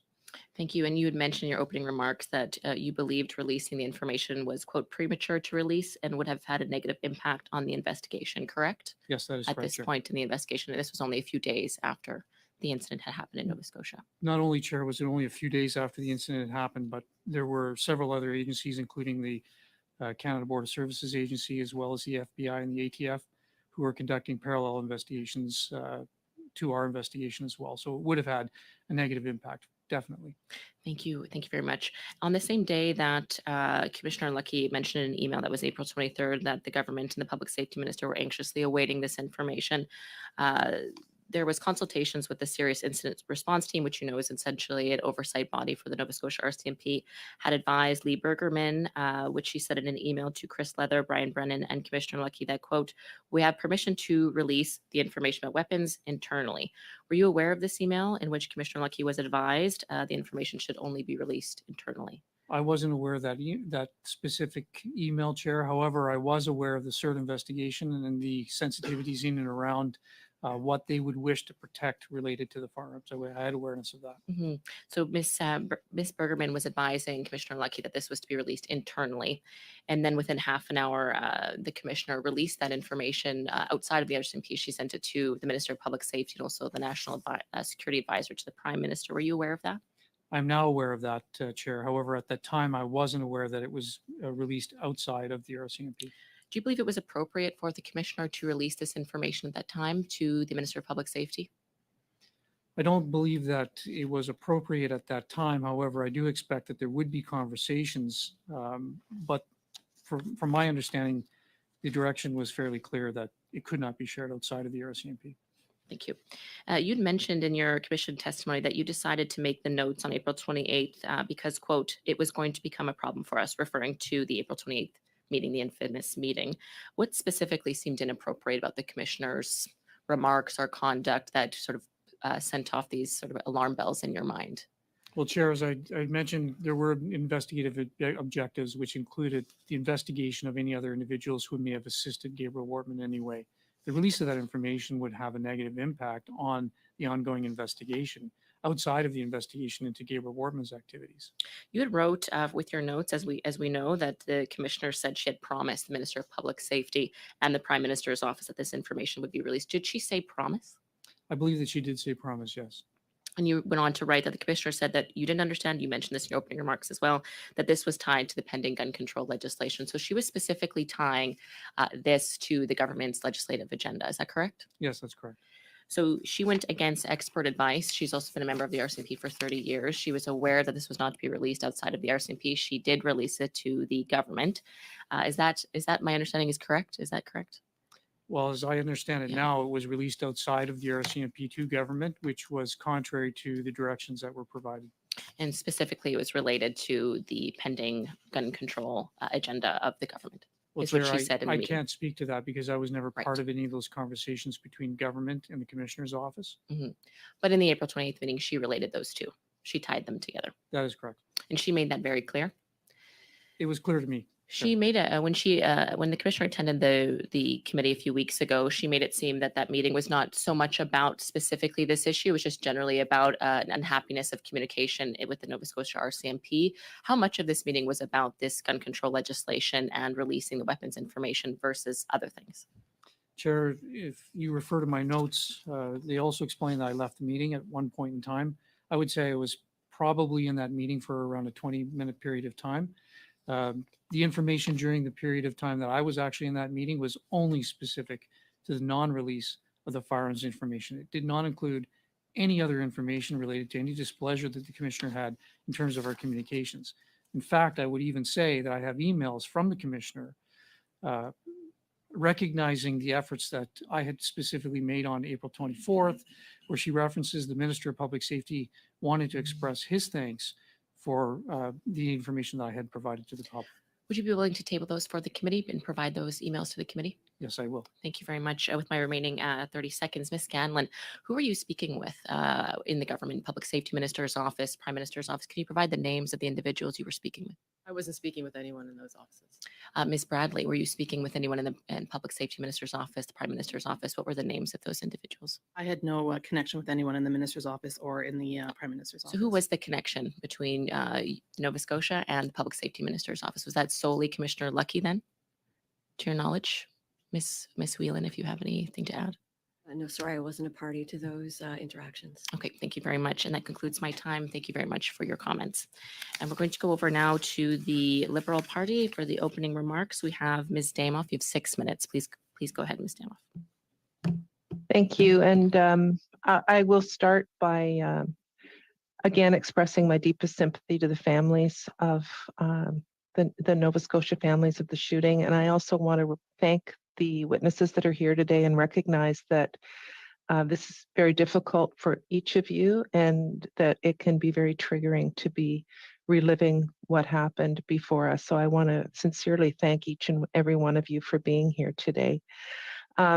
Superintendent Campbell, you mentioned in your remarks that you were not part of any conversations with the government. Can you just clarify for us that you did not have any conversations with the Prime Minister, the Prime Minister's office, Minister Blair, or his staff? That's correct, Chair. I did not have any direct conversations with anyone from government on this issue. And I thank you. And I believe, or I imagine that you've seen the testimony from both Minister Blair and Commissioner Lucky. Minister Blair indicated that he did not ask the commissioner to make any promises in terms of releasing the weapons that were used. And Commissioner Lucky was also very clear that she had not made any promises to the government. So would it be fair to say that you've heard their testimony when they appeared before us in July, that your interpretation was different than the commissioner's, Superintendent Campbell? Well, just to be clear, I haven't actually watched the entire testimony of the minister or the commissioner prior to this. What I can say is that my recollection of the meeting that I had with the commissioner is reflected accurately within the notes that I made in the testimony that I provided at both the Mass Casualty Commission under oath, as well as appearing before this committee. Okay. Okay, thank you. So Minister Blair said, quote, "I did not ask the commissioner to release that information, nor did she promise me that she would." And then the commissioner said, regarding my use, again, a quote of the word promise during the meeting, "I had my team following the press conference at that time. And in that context, I was trying to convey that I had confirmed to the minister that the information about the weapons would be released during the press conference, confirmation that had been made based on information that I had been provided." One of the things that I was a little curious about, we heard testimony from Lee Bergerman, and again, I'll quote, "It should never have been shared with her being the commissioner, that we were going to release details of weapons and calibers or whatever." I'm curious, Superintendent Campbell, why would the commissioner not have been given that information? Why should that not have been shared with her? I think what Assistant Commissioner Bergerman was referring to is that any promise to being made to the commissioner that we would release that information. That's how I interpret that passage from her testimony. It wouldn't necessarily be about not wanting to release information about the guns to the commissioner to stay within the organization. It was about making a promise to release it publicly. That's how I interpret that. And that should not have happened. Okay, that wasn't my recollection of her testimony, but we'll leave that as it was. When was the information released to the public about the weapons, and how did that become public?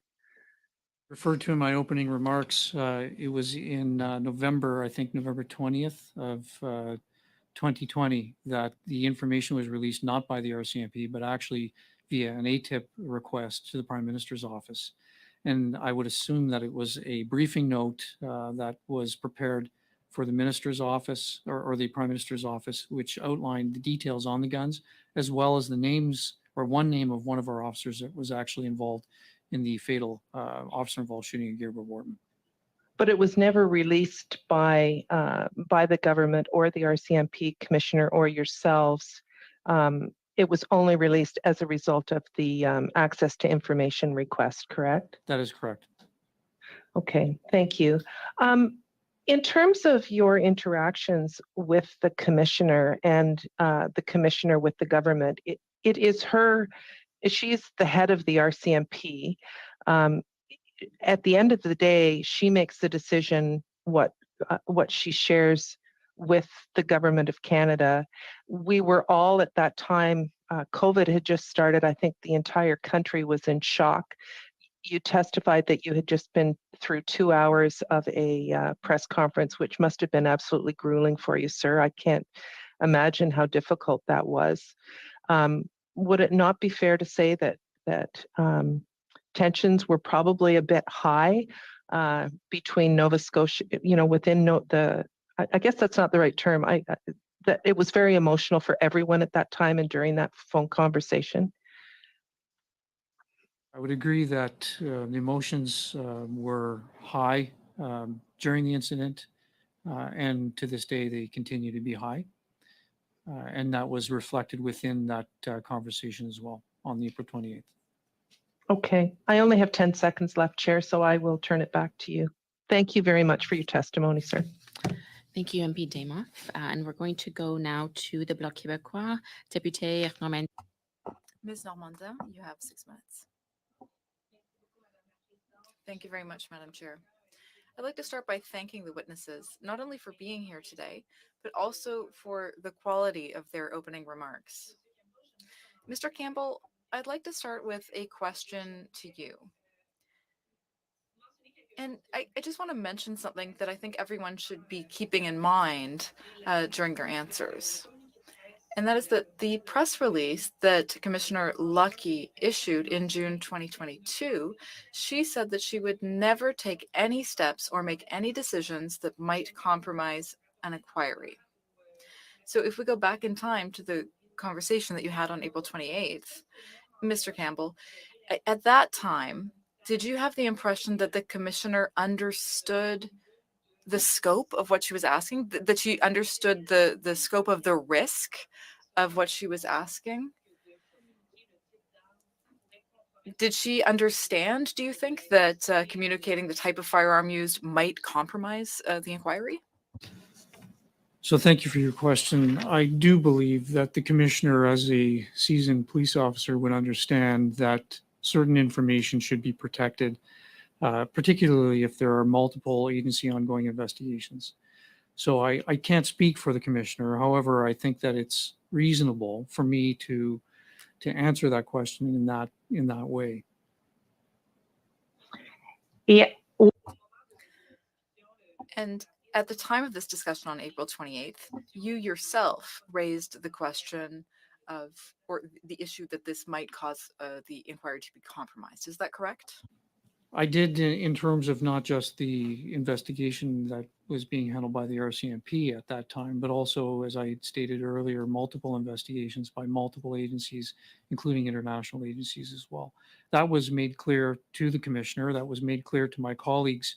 I had been asked, in fact, leading up to that press conference by my colleagues within strategic communications in Nova Scotia, if I could say more about the firearms. And I explained to my colleagues in Nova Scotia the reason why I could not. And that was clearly communicated to everyone. And it was actually quite simple. Est-ce que vous pourriez me décrire? Could you describe the way Commissioner Lucky reacted when you talked to her about how important it was not to communicate that information? Well, Chair, as I explained in my opening remarks, the commissioner was upset. The commissioner made me feel as if I was stupid and I didn't seem to understand the importance of why this information was important to go out, the information specific to the firearms as it was related to the legislation. She didn't seem to appreciate or recognize the importance of maintaining the integrity of an investigation. Est-ce que vous pourriez me Could you tell me around how long that part of the discussion lasted? Like the part of the discussion that was specifically about the risk of compromising the inquiry? Well, of course, I'm going back more than 2 years since that conversation took place. But I would say that my comments to the commissioner and others that were in that meeting probably lasted at least 2 minutes of me trying to explain. And it was on the heels of that explanation is where I was provided information, or I was told that this was very important because it was This is about legislation that was going to make officers and the public safer. That was the response I received to my rationale provided for not releasing the information. Est-ce qu'il y a At any point, did Commissioner Lucky try to refute your arguments? You know, when you were arguing that this would pose a risk to the inquiry, did she try to convince you that there was no risk, or did she simply want the information to be revealed for other reasons? My recollection is that the commissioner did not dismiss what I had said in those terms, meaning that she didn't believe that it would have a negative impact or try to provide a different perspective. She immediately linked it to ongoing efforts to bring forward some new legislation. Donc, je comprends. So to summarize, the conversation about the risk of talking about the specific firearms used, that was actually a fairly short conversation. And the commissioner did not try to refute your argument, but it seemed to her that this issue of risk didn't seem relevant to her. Did I summarize that correctly, in your opinion? For my opinion, I would say that the commissioner felt that the release of the information was more important in her view, because the focus of that discussion was in and around the fact that I did not release that information specific to the firearms. Je vous remercie beaucoup. Thank you very much, Madam Chair. I think that's all the time that I had. So thank you again to all of the witnesses. Deputy Normandin. Now we have the New Democratic Party, MP McGregor for 6 minutes. Please go ahead, Mr. McGregor. Thank you very much, Madam Chair. And I'd like to echo my colleagues in thanking all of the witnesses for being before our committee and helping guide us through this inquiry of ours. Chief Superintendent Campbell, I'd like to start with you. Can you just reiterate for the committee, you know, how long has it been a practice of yours within the RCMP to use handwritten notes? I've used handwritten notes from the time I was a young recruit in Regina, which would have been in 1990. And you stated quite clearly that you stand by your notes. I would say the same with my notes. I frequently use them for committee hearings like the one that we're having today. Could you also explain to the committee when members of the RCMP are using handwritten notes, what's the process whereby they are logged? Like, do they go into an official logbook? How are those records kept? Are there some examples where there are personal handwritten notes only for the officer in question's recollection, or are they logged with the detachment? I just want to know a little bit more about that process. Okay, thanks for your question, Chair. Notes are used by all police officers. They are not the property of the officer. They are the property of the RCMP. And those notes are disclosable for any type of inquiry or investigation, any kind of legal proceedings. Those notes can be produced at any time. They are kept specific to those officers. They are not logged into a general notebook. Each officer would keep a notebook of their own. And specifically, my practice would be normally for a larger investigation to keep a separate notebook on that investigation itself. And to be clear, when you wrote the notes of the April 28th conference call, this was simply a normal course of your duties, something you've done since you were an RCMP recruit, and you really had no idea that the notes from that time would result in what all of Canada knows today. Particularly in relation to where I find myself today. However, I was concerned about what transpired during that meeting in April 28th of 2020. I did make notes that reflect my recollection specifically of that meeting. And I also, as I testified earlier, I also was fully aware that those notes would become disclosable. And that could become an issue at some point in time during a multitude of proceedings like this, or the Mass Casualty Commission, or other criminal trials that were related to this investigation. Thank you for clarifying that. in the previous meeting that our committee held at the end of July, we did hear from a number of witnesses, and the minister, the previous Minister of Public Safety, the Honorable Bill Blair, he was very clear to point out that, there's a hard line that he's never crossed in terms of giving operational directives to the RCMP. But I think there might be some confusion over whether this was an operational directive or a communication directive. In your view, was this, could you help clarify what your interpretation was during that conference call, or was it a little bit of both? Question, I do believe that it was a bit of both. Any release of information that could have a negative or detrimental impact on an investigation falls into the operational side. But I also believe that there was a potential benefit to releasing this information. So that's on the communication side. So to answer your question, I would say it is both.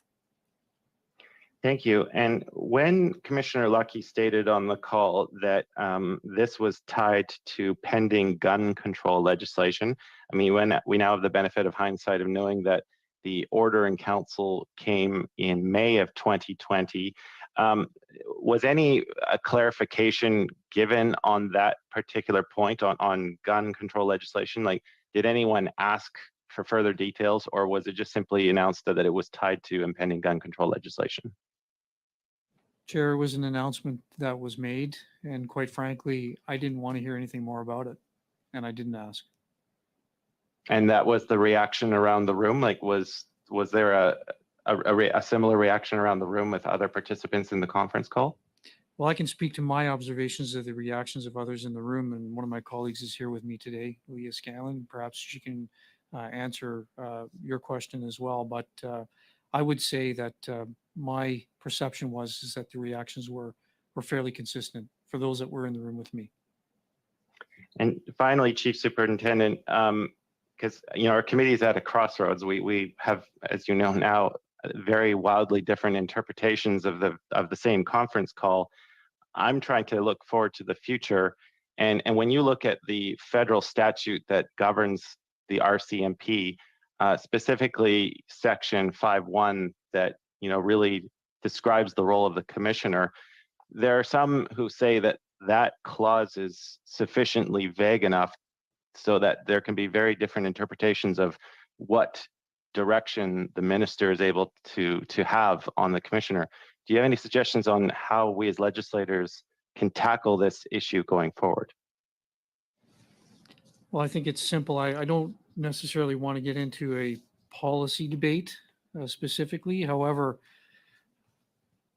allowing the police a level of independence, and that includes the commissioner of the RCMP and those that work within the organization and for the commissioner, respecting that independence because we do have a job. We take it very seriously. We wish to share information as much as we possibly can. That's always been our practice, although there are many that feel differently about that. There are very good reasons, as I explained, why there's certain information that we don't release. Unfortunately, I'll have to wrap up. It's about independence. Thank you very much. And now we will go back, start the rounds again to the Conservative Party with MP Perkins with 5 minutes. MP Perkins, please begin. Thank you. Also, I'd like to thank the witnesses and in particular the Nova Scotia RCMP officers and civilian employees for doing such an amazing job and having such great integrity for us through this process. My first question is to Superintendent Campbell. My understanding, Minister Blair testified before this committee that on April 23rd, there was a cabinet meeting. We also know from emails that later that day, Commissioner Lucky emailed the Nova Scotia team seeking the list of firearms found in the vehicle and said that the government was anxious for this. We also know that later on that evening, she provided that to a number of civilians, the chief of staff, the minister, and 5 other government officials, none of whom work for the RCMP. My understanding is also that the CERT clearance was to only share that information within the RCMP. Do you have any idea of what kind of political pressure the minister was under in order to go around the CERT requirement and provide that information contrary to their directive outside the RCMP? Was asked what type of pressure the minister was under. Could you just clarify? No, that? sorry, the commissioner. Well, as I had already testified, I wasn't present or party to those conversations. I don't know how much pressure, if any, was being placed on the commissioner because I wasn't part of that. But I do believe that there was, because of the emotions and the need for answers, there were many people who were asking a number of questions. And I would imagine that would have placed a considerable amount of pressure on the commissioner of the RCMP at that time. Thank you. Ms. Scanlan, in your testimony, your interviews with the Mass Casualty Commission, you mentioned that you had regular contact with Dan Bryan, who was Media Relations and Issues Management for the RCMP. Is that correct? That's correct, yes. And in that statement, you said that Mr. Bryan, he's in one of the statements, he has tons of experience with government and people he knows. He was a connection into the government. Is that correct? Yes. Did he ever mention to you in the discussions you had with him, either before the mass casualty incident or afterwards, that he was talking regularly with people in government? No, he did not. He did not. So you're not aware that he may have had any discussions directly with the minister's office where he had worked previously to this job in the RCMP? Correct, I'm not aware of that. Okay. Ms. Scanlan, in your notes or your letter, you're quite descriptive of your experience with the situation on April 28th. Also, you had mentioned earlier that 2 hours beforehand, I believe, you had been informed that they wanted the details released. Who asked you that question? Deputy Brennan? Okay, thank you very much. Is the recollection, obviously, of Superintendent Campbell's notes of that meeting accurate from your perspective? Absolutely. Thank you. Did the minister say that she promised the minister that she would provide that information? I believe you meant the commissioner say? The commissioner, yes. sorry. Yes. Yes. I don't recall verbatim the exact words that were used, but I would never dispute Darren Campbell's notes. And I just think at the end of the day, whether we're saying promise, pressure, influence, they all lead to the same end result. Thank you. I do have a lot more questions, Madam Chair, but I do have a motion I'd like to move at this time, if I could. MP Perkins, it's your time, so go ahead. I would like to put forward that pursuant to Standing Order 1082, the committee hold a 3-hour meeting on the allegations of political interference in the 2020 Nova Scotia mass murder investigation study, including 30 minutes of committee business, no later than September 16th, 2022, to hear from the following witnesses: Zita Astravaz, Chief of Staff to the Minister of Emergency Preparedness; Felix Cachillon, I'm not sure if I'm pronouncing that right, Director of Nova Scotia's Serious Incident Response Team; Ken McKillop, Assistant Secretary to the Cabinet, Communications and Consultations, Privy Council Office; Dan Bryan, Director of Media Relations for the RCMP; Cindy Bayers, Director of Strategic Communications, RCMP; and that the calendars and phone logs from April 18th, 2020 to April 22nd, 2020 of the Minister of Emergency Preparedness and his Deputy Minister and his Chief of Staff be provided prior to the meeting. And I believe that has been provided to the committee for the clerk to circulate. Thank you, MP Perkins. May I suggest that we pick this up after we have MP Noor Mohammed and also Mr. McGregor and Mr. Normandie have their questions. If it's the will of the committee, we can pick this up at the top of the hour and let our witnesses go following the questions. That's fine with me. Any objection from the rest of the committee members to Suspend- finalize our suspend- questions? Oh, Madame Normandie, s'il vous plaît, merci. Yes, if you'll allow me, Madam Chair. I just wanted to ask that we make sure that the motion is circulated in both official languages so that we can see it. Merci, Madame. Thank you, Ms. Normandin. The motion is being passed around as we speak to the committee members in both languages. Thank you for that question. Mr. McKinnon, you had your hand up, but I see it's been lowered. Do you have anything to say? I was going to speak to the motion, but if we're going to take it up later, I'll take it up later. Yes. Okay. So let's get back to our questioning, and we will pick this up at the top of the hour after we let our witnesses go. So we're going over to Liberal Party with 5 minutes. MP Noor Mohammed, go right ahead.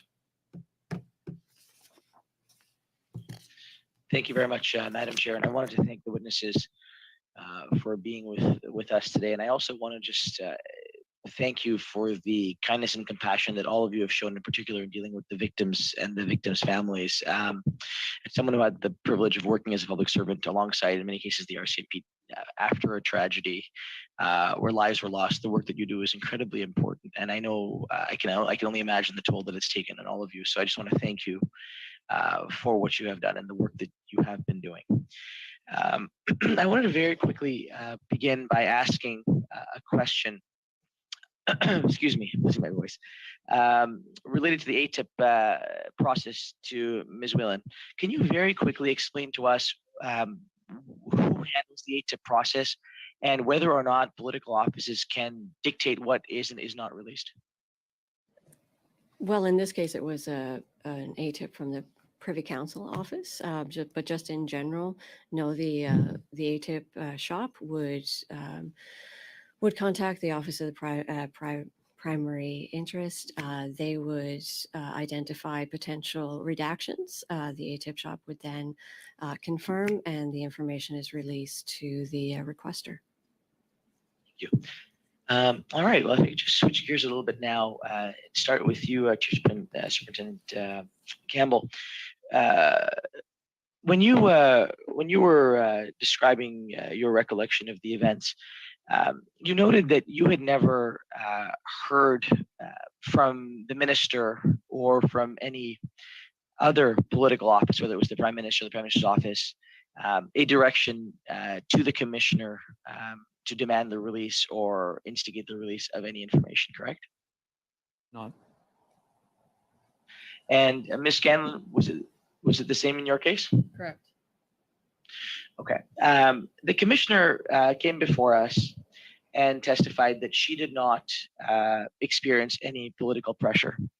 And the Minister came before us and said that he did not exert any political pressure on the Commissioner to release information, and that she did not promise him that she would. Minister Blair was a long-time police officer. I think he explained to us very, very clearly that he understood the chain of command and the lines that could not be crossed. If the minister's office and the minister and the Commissioner have all said that the minister didn't ask for this information, what was prompting this request? We can just determine who the question is directed towards. Sorry, that was for you. Okay, sorry. So could you just repeat the tail end of your question, please? Yeah. So we had the minister say that he didn't ask for the release of this information, and the Commissioner said that she did not feel pressured by the minister or other political offices to do anything. What do you think prompted, or why do you think then there was this sense of pressure?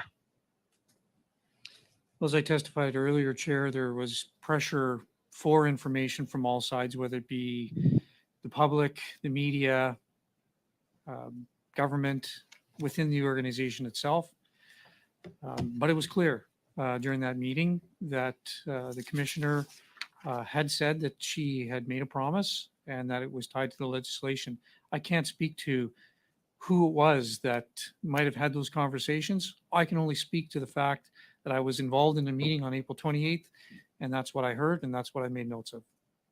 You never heard the minister or the Prime Minister's office or any minister's office direct her to do anything. Is that correct? No, I didn't. And in fact, it would be very inappropriate for me to have those conversations at that level. That would not happen at my level whatsoever. So I guess this is what I'm struggling with a little bit, because I want to make sure that we are all very clear. One of the things that I think we all hate is the idea that the work that the RCMP does be politicized, because what you do is incredibly important, and all Canadians should be able to see the work that you do as independent and as in the public interest. So at no point did anyone from the RCMP that we've spoken to say or has heard the minister or the prime minister's office or the minister's office demand a particular action in this regard.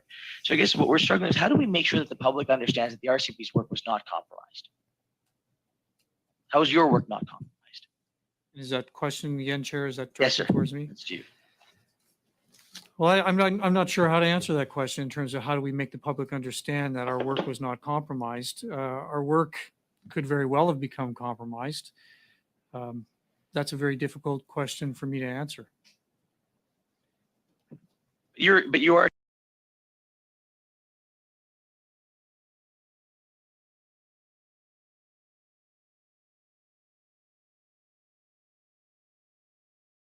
Sorry. That's interesting. Okay.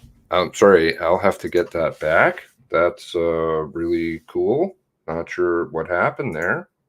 Oh, boy. Yeah. Would it be reasonable? I believe 5 minutes is up, but we had a bit of a timing issue, so you feel free Fucking to correct me. scumbags. I But I believe may it's have a little been more time. over 5, I believe, but Okay. are you ready with that? Okay, thank you very much. Half minutes, the Bloc québécois, député Normandie, s'il vous plaît. Merci. Thank you very much, Madam Chair. I have some questions for Ms. Scanlan regarding the conversation on April 28th. And keeping in mind what Commissioner Lucky said, which was that she would never take any steps that might compromise an inquiry.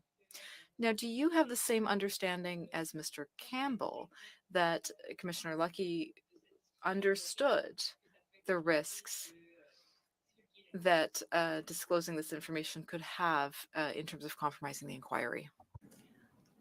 Yeah, my takeaway, my experience from that conversation was the risks seem irrelevant. Donc, je comprends. So Commissioner Lucky understood well the risks, in your opinion, but that seemed secondary to her because she was more concerned about disclosing the types of firearms. Is that correct? Well, I can't speak on behalf of the commissioner, so it'd be unfair for me to say that. She could speak to what she understood, and as a police officer, I think she would have a clear understanding of what it means to compromise the integrity of an ongoing investigation, especially one of the largest mass casualty in Canadian history. J'aimerais. I'd like to refer to an email that you sent. It was your team that was in charge of disseminating information. And I'd like to hear you talk about the scope of Commissioner Lucky's decisions, in terms of what should or should not be disclosed during the inquiry. Again, Concernant l'enquête, pardon. my communication is not with the commissioner directly. I communicate with National Communication Services, so Sharon Tessier, Dan Bryan, and Jolene Bradley, my colleague. So I can't determine exactly what the commissioner's scope was or what. I can only speak to what my experience was, and so on early days on April 19th, we had done a press conference where we indicated a number of victims, and later that evening, the commissioner released a separate number. And again, that evening, she released another number in one-off interviews, which unbeknownst to us in Nova Scotia, I actually found out from the media. And we had committed Nova Scotia RCMP had committed to doing a press conference the following day where first order of business, so we'd be updating a number of things, including the number of victims. But yes, so again, that's publicly available. And in terms of issues thereafter, the commissioners, I'm making assumptions. I mean, Sharon Tessier or Jolene could speak more appropriately to this, but at the end of the day, that's who I deal with. And I would make the assumption that they're taking more direction directly from the commissioners. That would be the most appropriate. Ms. Scanlan and Madame Normandin, the time is up. Thank you very much. Thank you. We're going to go into our last 2.5-minute round with MP McGregor. Please go ahead. Thank you very much, Madam Chair. What I would like to direct my questions to Ms. Scanlan, and it's in reference to, I guess, the last line of questions I had to Chief Superintendent Campbell. You went into some great detail in your letter, and he did reference that it might be more appropriate for you to answer for yourself, and I agree with him. But just when Commissioner Lucky had made reference to this being linked or tied to pending gun control legislation. First of all, if you could just reiterate your reaction to that. And second of all, with all of your experience in the RCMP, I would also like to get some of your comments on the actions you think legislators need to take, specifically with the RCMP Act, Section 5.1, which kind of lays out what the commissioner's powers are. Because we have seen instances in previous decades where there has been political interference and direction of the RCMP. It happened under the Chrétien government. It happened under the Diefenbaker government. Do we as legislators need to make an effort to reform a section of the RCMP Act so that those guardrails, those legislative guardrails, are firmly in place? Thank you. Yeah, no, as I stated in the letter that I wrote, and I do have notes also from that day. I have notes from April 28th that were disclosed to the Mass Casualty Commission and federal DOJ that I haven't seen yet publicly, but I do have notes. Yeah, it was as I stated, it was a feeling of disgust. I was embarrassed to be a part of it. I was embarrassed to be listening to it. And message received. I understood exactly what was being said.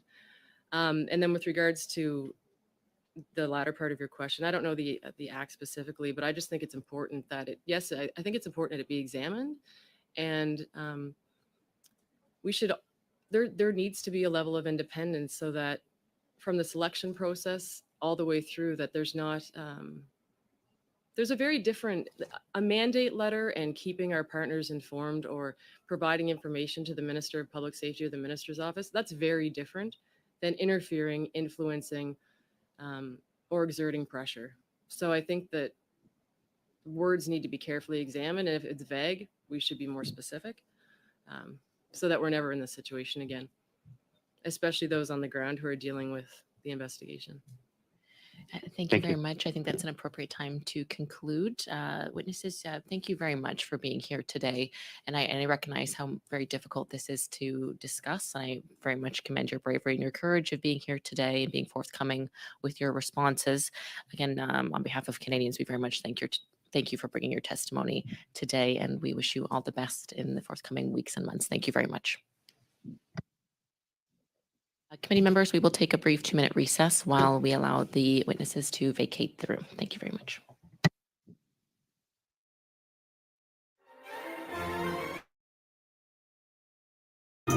No way that the bus goes bump over Lucky and Scanlan gets to keep her job and get a promotion unless somebody in behind the scenes is making moves.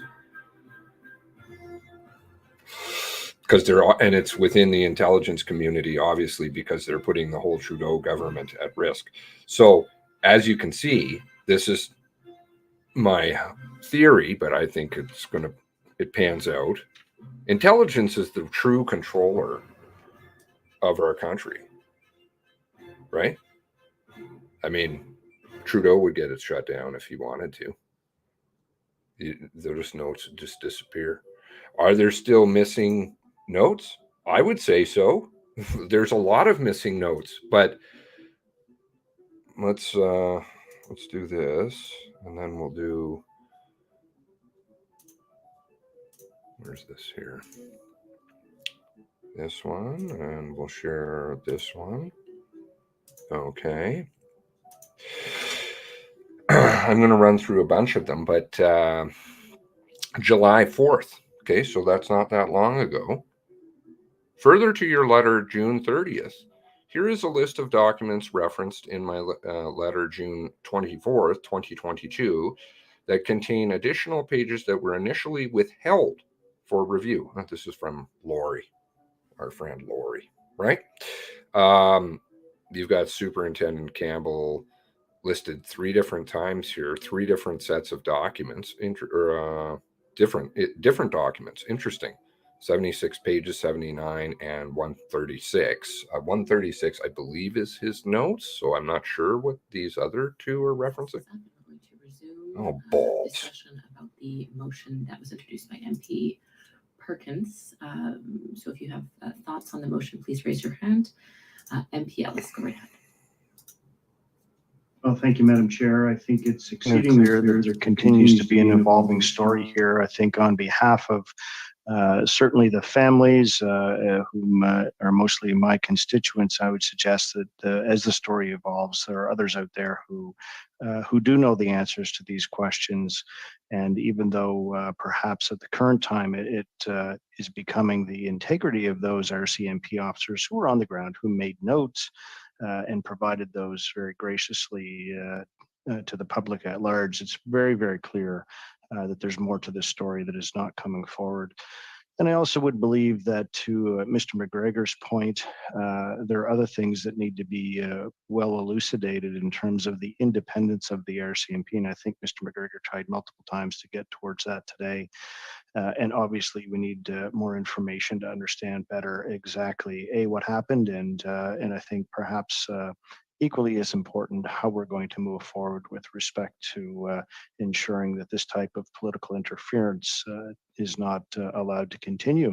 I thought also that Ms. Scanlan made an interesting remark with respect to the choice of the commissioner, how that commissioner is chosen. At the current time, of course, we know it's a political appointment, and they serve at the pleasure of the minister. So obviously, there's more to be understood. There's more stories to be told, and I certainly think that continuing on with the appropriate witnesses is absolutely imperative, not just for those families and constituents who are affected in my riding, but for all of Canada, so that we can continue to understand that we can have faith in the systems of policing that we have.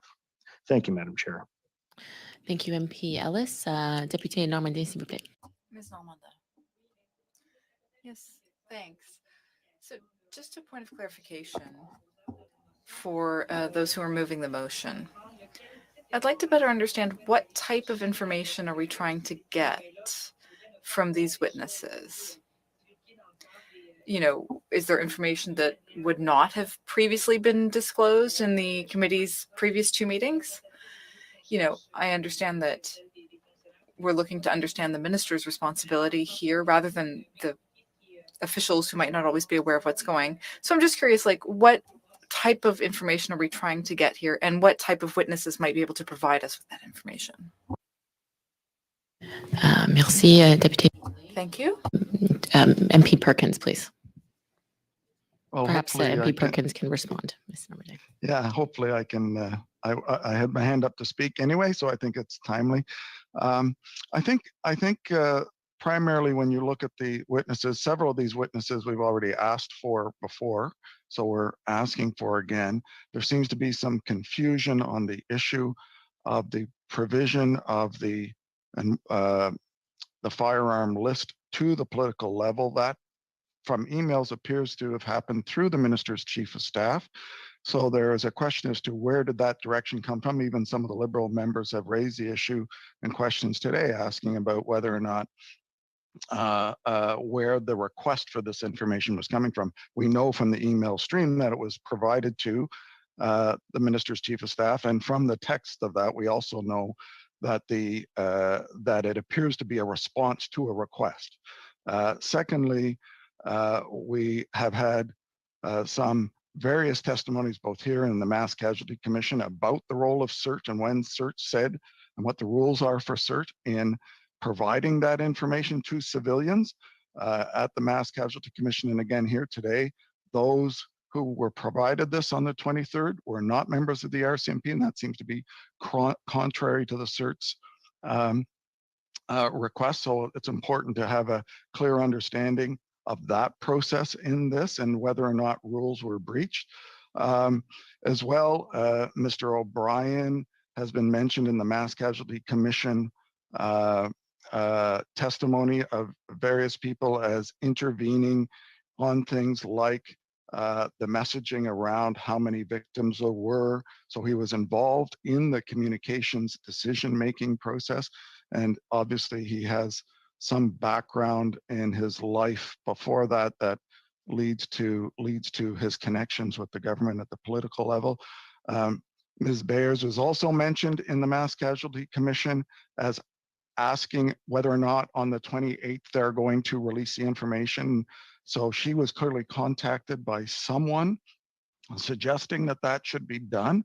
We need to get to the bottom of those issues. So there's still a lot of mystery in my mind as to where the request came from to send this information outside the RCMP. And I know it wasn't released publicly, as some people said, but in essence, when you're releasing it to civilian people, such as the Chief of Staff, the Minister, the government officials that were listed on Commissioner Lucky's email of the 23rd of April, it's clear that there was a release beyond the limits of what CERT said.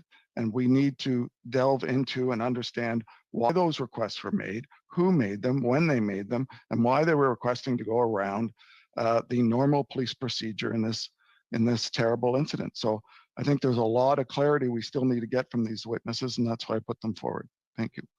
Thank you, MP Perkins. MP Damoff. Thank you.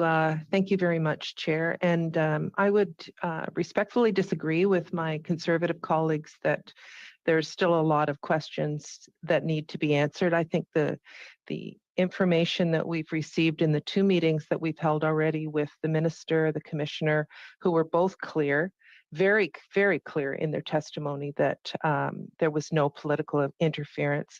The testimony that we've heard today from the Department of Justice that there was no political interference in what was released to the Mass Casualty Commission. And even in the testimony that we've heard in the last panel here today, I want to be also stress that this new motion that we have received, that only 2 of the witnesses were on the list previously. They were invited, as my understanding, by the clerk and were unable to attend today. So I would like to propose an amendment to the motion that we've been put forward, Chair.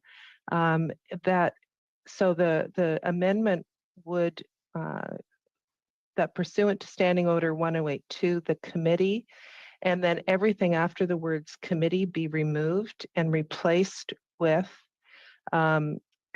convene a meeting for committee business to determine if it wishes to continue the current study, and if so, what witnesses should be heard from, and that meeting be held after September 19th, 2022. Thank you, MP Damoff. Are you able to send that amendment to the clerk, please? I can. I do not have it in both official languages, but I will send it to, it's not very long, so I'll send it to her in English.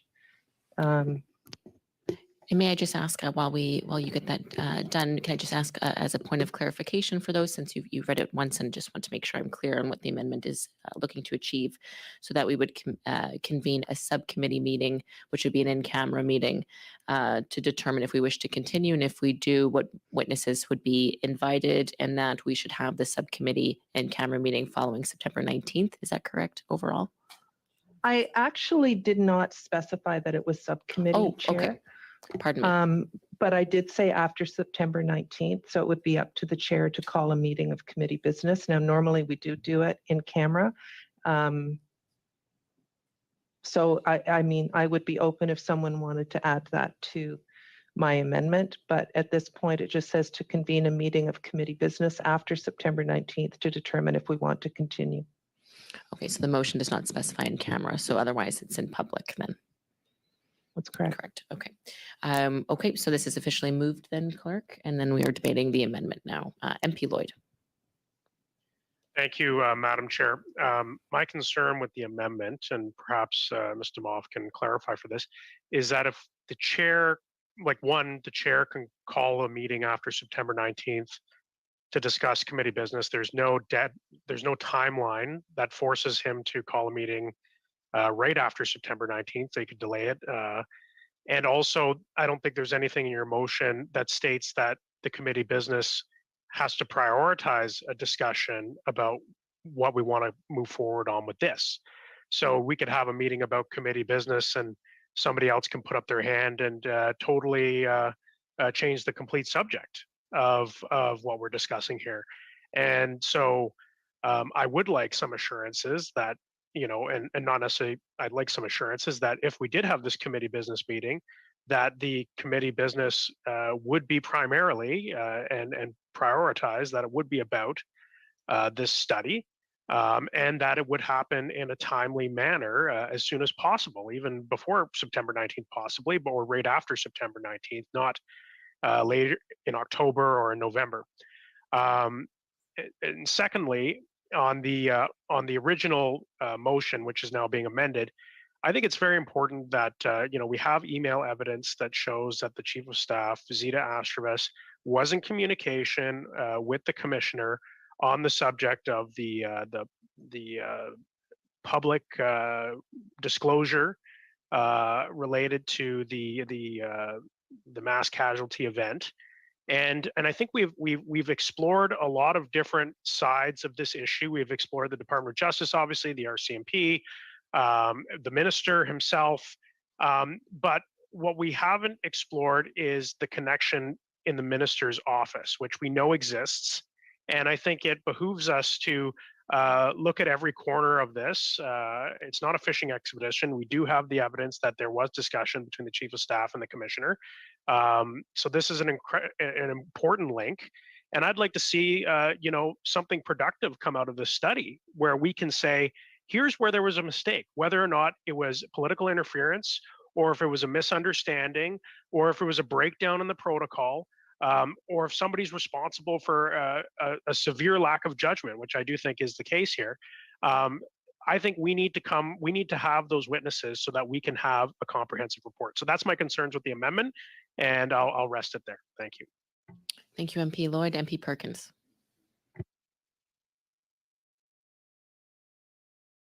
I think MP Ellis was up before me, but I'll leave that. My apologies, MP Ellis, and then MP Perkins, and then MP Nur Mohammed.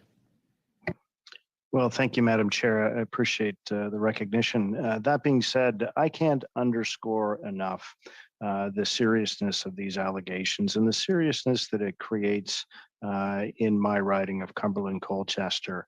People do not have any faith at the current time in the Mass Casualty Commission, and to continue to use the testimony that we have already heard with written notes from a very, very reputable member of the RCMP, and to question his integrity is an absolute travesty. We also had corroboration today from Ms. Scanlan with respect to what she heard in that meeting as well, also with notes which obviously we will have access to as well. That being said, I think it behooves us all as parliamentarians in Canada's worst mass shooting in history that we take this very seriously, that we obviously do understand in the vernacular, somebody's not telling the truth. And that is very, very disappointing to me. And I think it's very disappointing to Canadians at large. And for that reason, I would certainly not be supportive of this amendment. Thank you. MP Perkins, please. Thank you, Madam Chair. The amendment to my motion seems to just delay what we're doing here today. I mean, the reality is that we know we are missing these key links in the chain of potential political interference in the largest mass shooting in our country's history. And the delay of this till after September 19th, for those who are watching September 19th, that's when the House resumes, to have this discussion, which we can have today. And we've given adequate time for those witnesses who have already been mentioned twice in motions before this committee to find the time to come here in September. If we wait until September to discuss this, given committee business on other studies, it's going to be further delayed. And there is a bit of urgency. The Mass Casualty Commission does have a deadline this fall, and it has reporting deadlines. We need to continue our study as soon as we can to get these folks there, particularly in the confusing testimony that's there with what we've seen from the Chief of Staff's clear requests on April 22nd and April 23rd, all around the cabinet meeting that was held that day on this issue, asking for details that the civilian level was not entitled to. And the only people that can answer for that are the people on this list. And they have not been allowed or enabled to appear now. And we need to hear them, or this committee's study of this will actually be questionable in any conclusions it comes to. Thank you, MP Perkins. MP Noor Mohammed.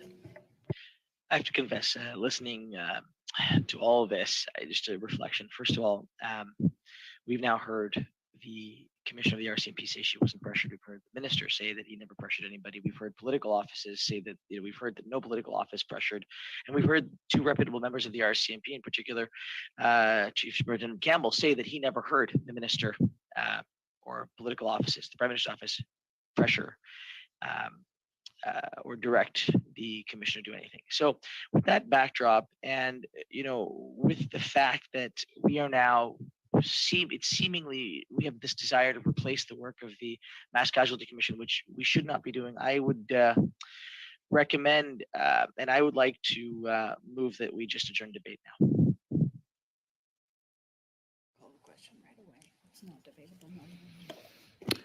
Thank you, Noor Mohammed. I will say it's disappointing that you do not allow the NDP to speak. Do I have an opportunity to say, can you rescind it? To allow NDP? No, we don't. Okay, well, we'll go to a vote and we'll call the vote. And I go to Liberals first. You go ahead, sorry. On the motion that debate be adjourned, Mr. Chiang.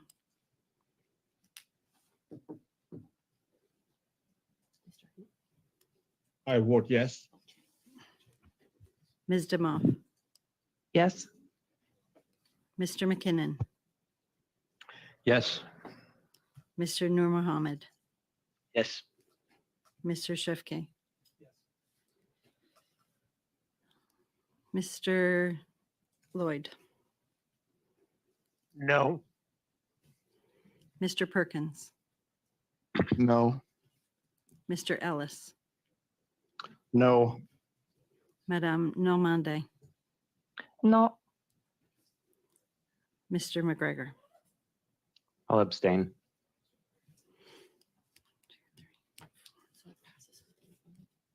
So 5 yeas and 4 nays. The vote to adjourn passes and the meeting is adjourned. No. Nope. gee, Madam Chair, Oh, point I'm of order, sorry. point of I'm order. sorry. No. I got it patted by, didn't- sorry. My apologies. Just only debate was adjourned. Oh, the debate. I'm so sorry. The debate is adjourned. Point of order, Madam Chair. Okay, please. My apologies, colleagues. This is my first experience with this situation. MP Lloyd, go ahead. Is it my understanding that maybe the clerk can answer that the German on the debate is on the sub amendment or the amendment by Ms. DeMoff, or does this dispose of the debate on the amendment and the sub amendment together?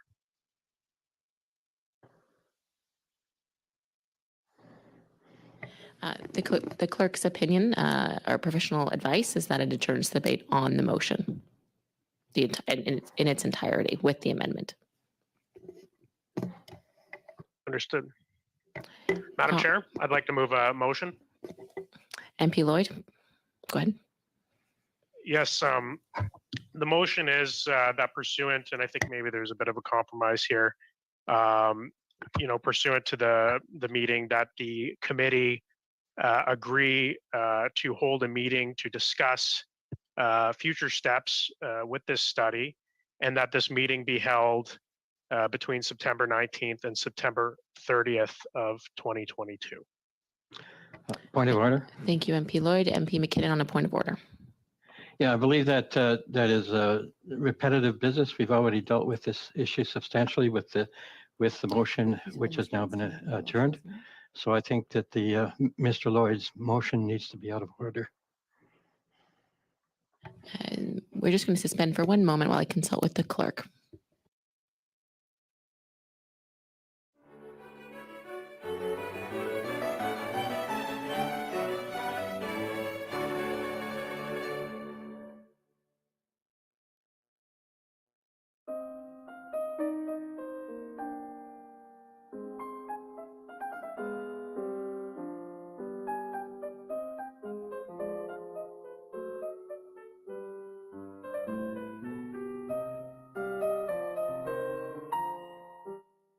Proposed new dates is September 19th to September 30th that the committee meet in. Can you just please repeat that? The clerk is just wanting to see how if it is substantively different than the other motion. I'm proposing that the committee meet to discuss committee business between the dates of September 19th and September 30th to deal with the question of how to move forward with this study. I think that is substantial and it's different than the original motion, Mr. McKinnon. So your point of order does not stand. Mr. McGregor. Thank you, Madam Chair. Yeah, I was just going to actually object to the point of order. I did think it was substantively different, and I congratulate Mr. Lloyd. I think a good compromise has been reached, and it actually echoes a sub-amendment I was going to move to the amendment. So I think this is something that hopefully we can all agree to, and I'll keep it at that with hopefully us getting to a vote. Thank you, MP McGregor. MP Damoff. Thanks. And just before I speak, Chair, I'd just like to commend you on what you've been able to do today. I know you were put in the position of taking on the chair at the last minute, so I'd just like to thank you for very valiantly leading us in this meeting. And to my colleague, Mr. Lloyd, that's essentially what I was trying to get to with my change to the original motion, and we would be supportive of a meeting being held between September 19th and September 30th. So we'd support your current amendment on the floor. It's a motion, but I believe your point stands. Yes. Sorry, motion on the floor. Yeah, sorry Thank about you. that. If I see a few hands up, but I think that they're just holdovers from when the individuals spoke. Are there any other comments? Let's go to a vote. Seems to be agreement. We don't need to vote if there's general agreement. Are there nods that we can have this motion pass? I'm seeing thumbs up from all parties. Okay, then the motion is passed. There's no other comments. Just gonna one more moment to see if there's any other hands up. I don't see any from anyone. Oh, Madame Normandin, please, and then Mr. Shifke, right? Yeah. Go ahead. Yes, I just wanted to know if it would be possible to get a written copy of that motion in both official languages. Thanks, just so we can get the exact wording. Yeah, absolutely. The clerk will provide that in short order and within the next day, I would think. Yep. Yes, within the next day. Merci.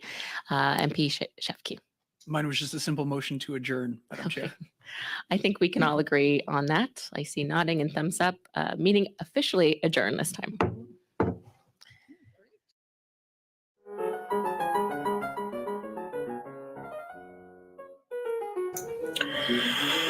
Okay.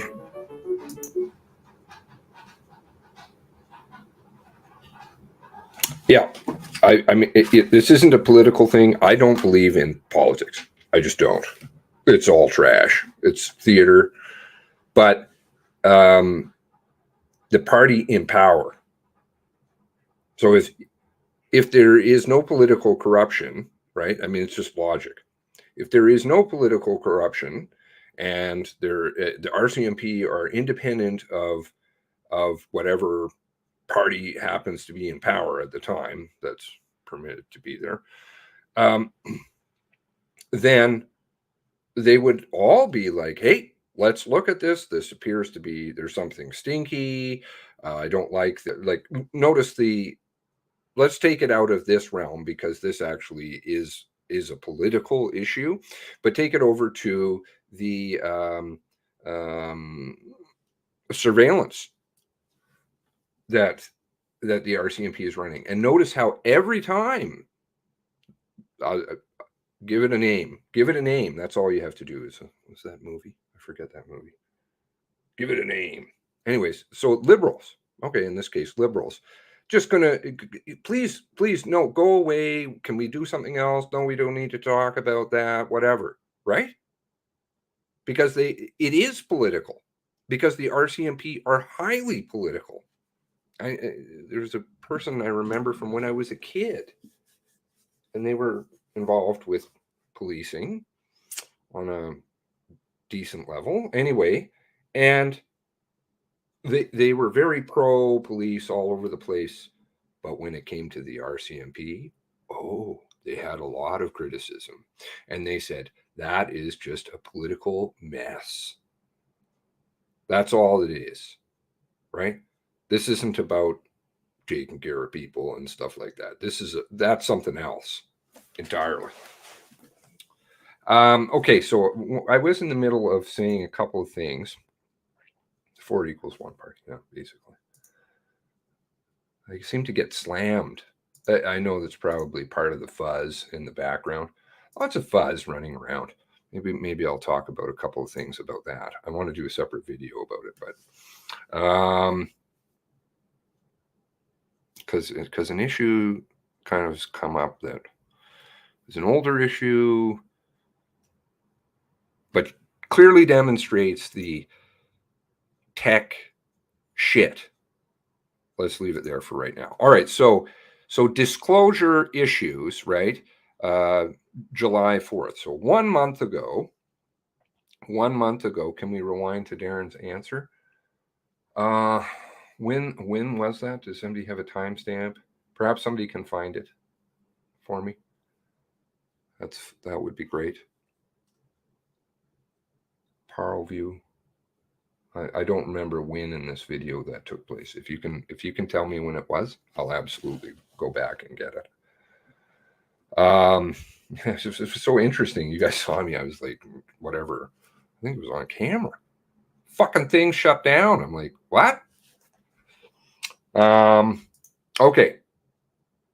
So 1 month ago, this is about the disclosure of just notes. Be aware there. I've shown that email, disclosure, MCC business. I think it's 5 pages long about issues and things that aren't disclosed. DOJ isn't disclosing. Okay, so the following pages have been withheld. I don't even know what these 2 are in reference to in respect to Darren, because I'm not aware of any documents. 76 and 79 pages. All right, then we've got Chris Leather, okay, and Janice Gray, and then Inspector Markachew. Now, Inspector Markachew, interesting guy. All right, so I haven't seen anything from him, right? Janice Gray, all pages withheld have been disclosed, with the exception of 3 pages from the notebook of Chief Superintendent Janice Gray, which are forthcoming a month ago, right? Okay, how long does it say that her notes are? 29 pages, right? 29 pages. How long does that, how many pages is that? 27. What are the pages that they say they're withholding? 23 to 25. There's pages that are missing from this. This is not an official notebook because it would have the number, and they've got piles of them, by the way. It's not something that you just go and pick up at Staples. There are official ones. They have the number in the corner. You know, I kind of go off on this stuff, but it's not tinfoil. It is true. Look at the way that notes are done, the pages, the clips. That's the way they're getting through stuff through. So 25 through, they say 23 through 25. Okay, so if you back up, 22 is fully blocked out. They're citing Evidence Act and common law, public interest immunity. No, I don't think so. None of this stuff. it's your property. You own it. So you get to see it all. Yeah. I know that's a crazy concept, but it's true. It is yours. They've tried to sew this off on people. You're not entitled to that. My question would be, who paid for it again? Who paid for it? It's the most basic question. Who paid for it? We all paid for it. So guess what? It's mine. Give it here. Now I was going to run through it. Okay. I don't know what that guy's operating with. Asking about Felix. Maybe he's just not up to speed. I don't know. It's not Felix that you want. It's Pat Curran. They were blaming Pat Curran for, he said he can't turn it over because it's going to compromise stuff.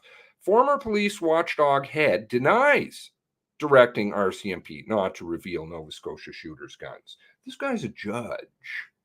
Oh, Sarah. Global Sarah writing for Toronto Star. The Red Star. Okay. Whatever. It's all one and the same. Former director of Nova Scotia's police watchdog denies telling the RCMP not to release a list of weapons seized from the gunman who murdered 23 people. Of course, because it's coming from Sarah. She's got to put that in there. Anybody who's saying 22s, there's issues.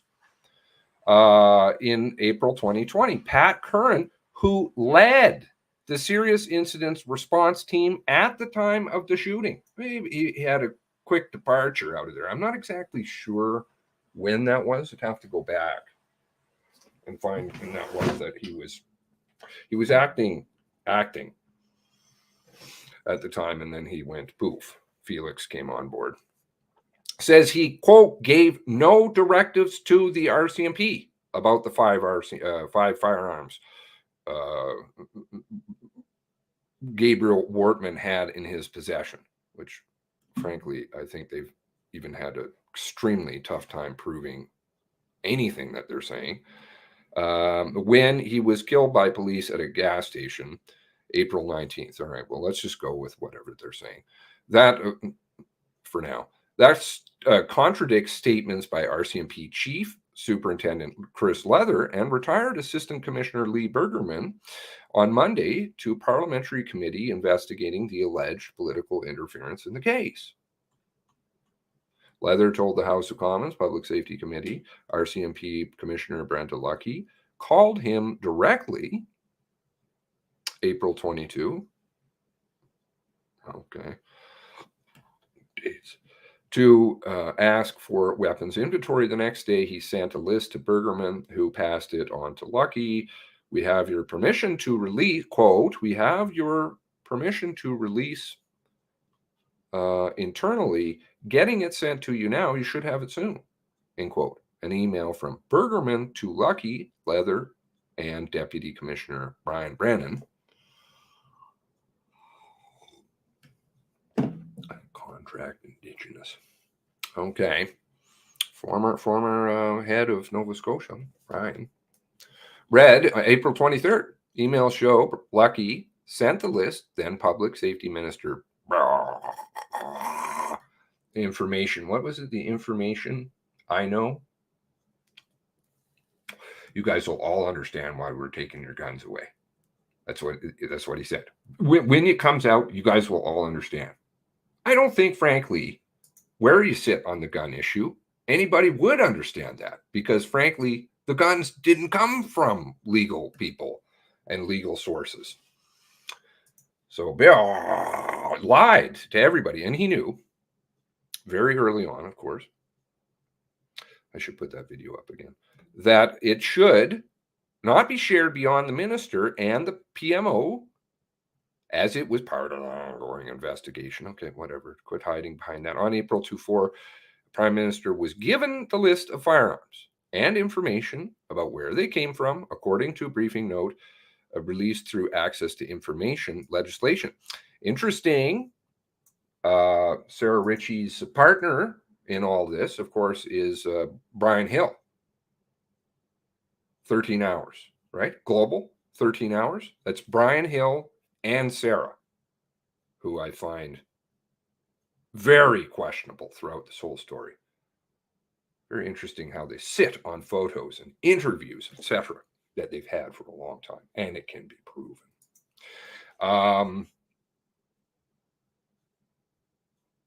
He was the one who made the access to information request, from what it appears, is Brian Hill, swimmer boy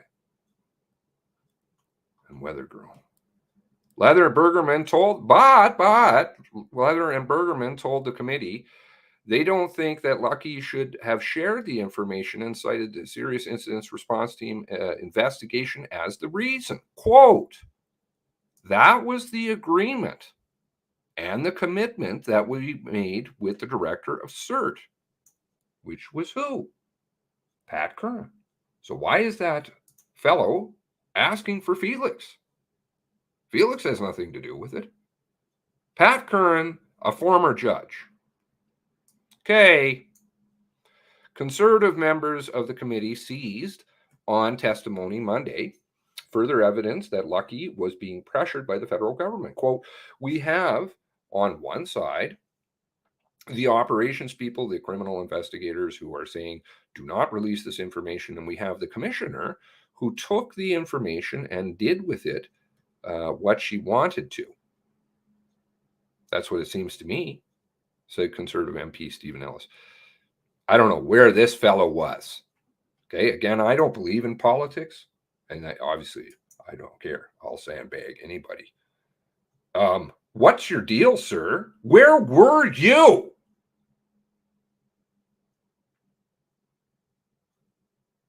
Families of the 23, I think, might have some questions or concerns about that, possibly. I can't really speak on their behalf, but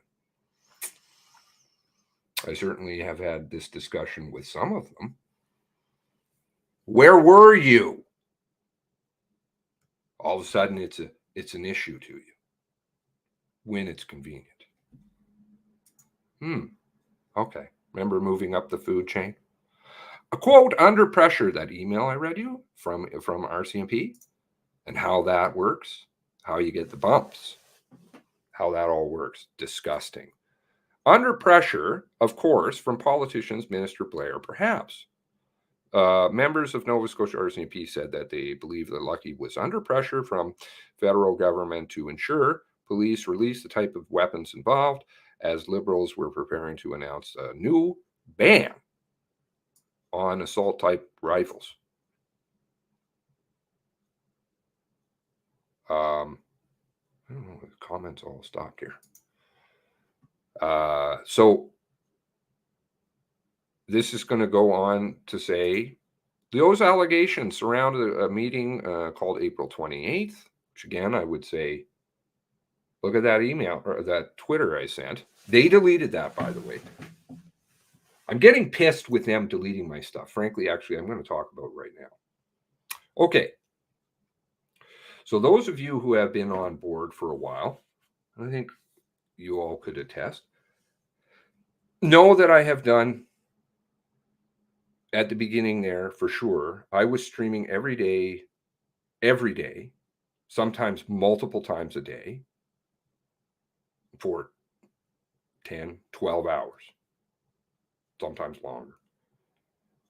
My YouTube channel does not reflect that. That I had serious concerns back in 2021 about this.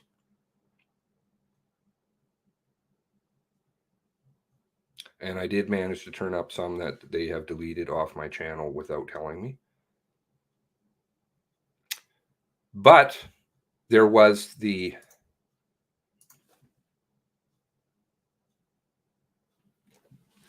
because I started to go back and look at this, and I'm looking at it again. The disclosure, the moratorium for destruction. Now, moratorium for destruction was sent to me, and I spoke about it.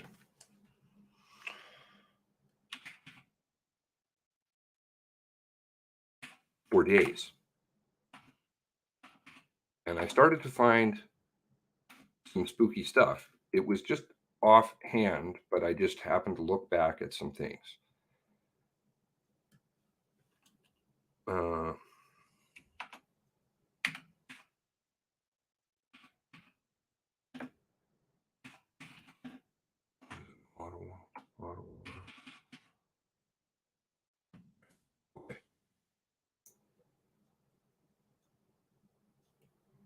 This is not a pissing contest. This is demonstrative of the technological powers that be and their relationships.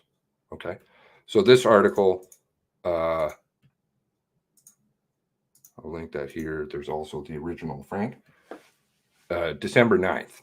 Okay. Guest author. Okay. Anyway, moving along.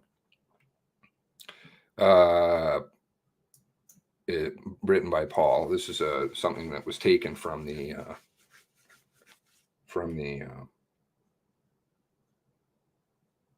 magazine and republished.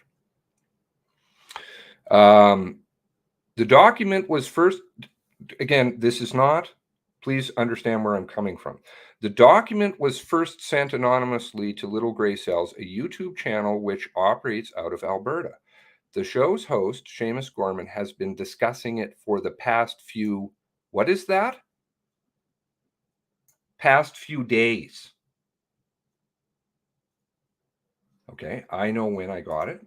I got all the paper trail to show that, the receipts for a lot of this stuff, some of it. Now, try and find it on my channel. It's spooky. It's not there. Gone. And I was streaming about it a lot, talking about the intelligence and the destruction of evidence and the things that pertain in this document, which is very relevant at this time. There are some spooky references. I don't want to go off into some of that, but I don't know if you guys can see that. I can't blow it up. I got it on my computer, but 1113. All medical, employment, and training files of Constable Heidi Stevenson, Constable Chad Morrison, and other individuals injured or involved. This reference is into people to do with the RCMP. All medical, employment, training files. Who was injured?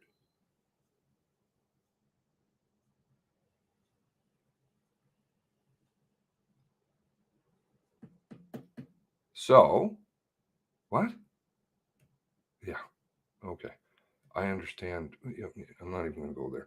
Obviously, how do you think it got there? Operating high level. Okay, now, but this is, so I went back equally into things to do with the Discord.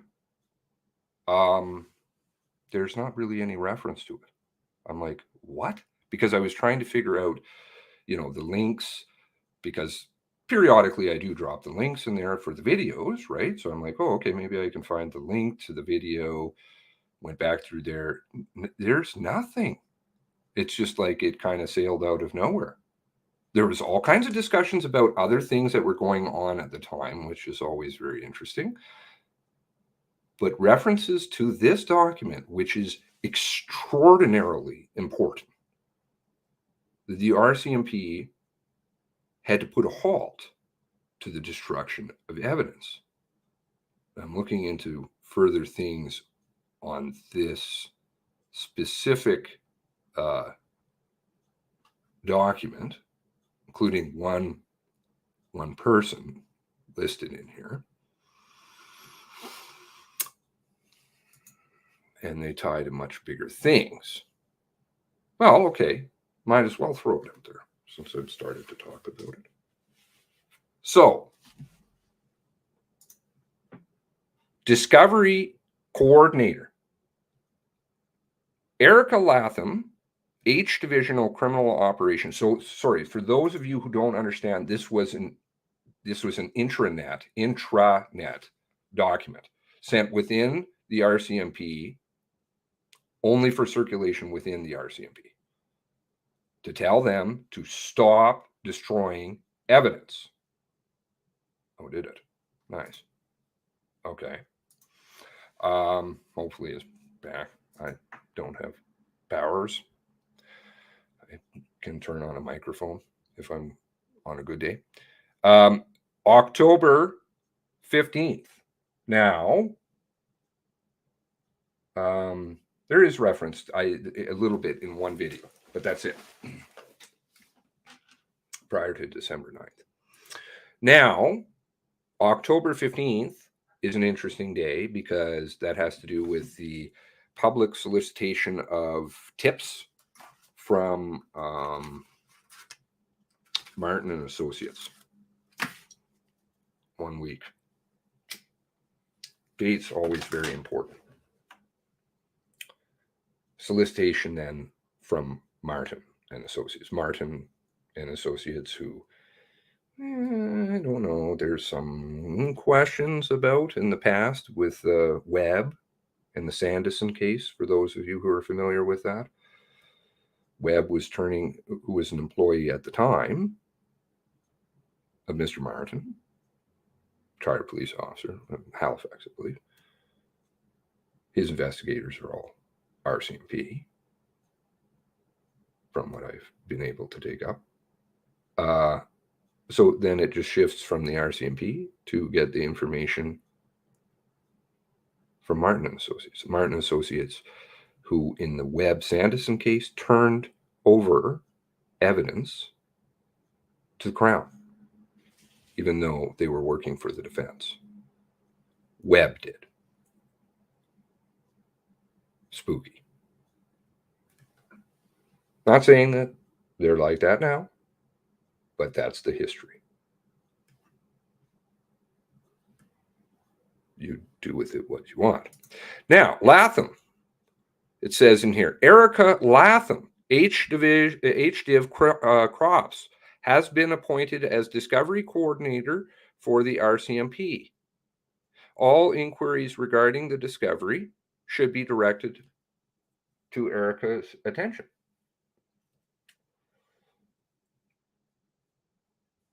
Okay, so Erica Latham. Well, there is no civilian, there's no employee listed by the name of Erica Latham, so I'm presuming it's a civilian employee, and RCMP Graves doesn't have anything to do with that. But Erica Latham is the daughter of Inspector, one moment, Andy Latham. And Andy Latham, I'm not going to go into today, but has a bit of a history. So just an interesting connection, RCMP inspector. Nepotism runs high. Okay. So, you know, and I encourage people to go back and look at this specific document. There are, I can put it out again on the Twitters, I guess would probably be the easiest way. I can put it into the Discord, but I don't know. Maybe they're going to delete that. Who knows? Because there are interesting notes. And of course, the things that we're all struggling with finding at this point in time kind of come up in this. They had, how long? April to May, May to June, June to July, July to August, August to September, September to October. 6 months to destroy evidence.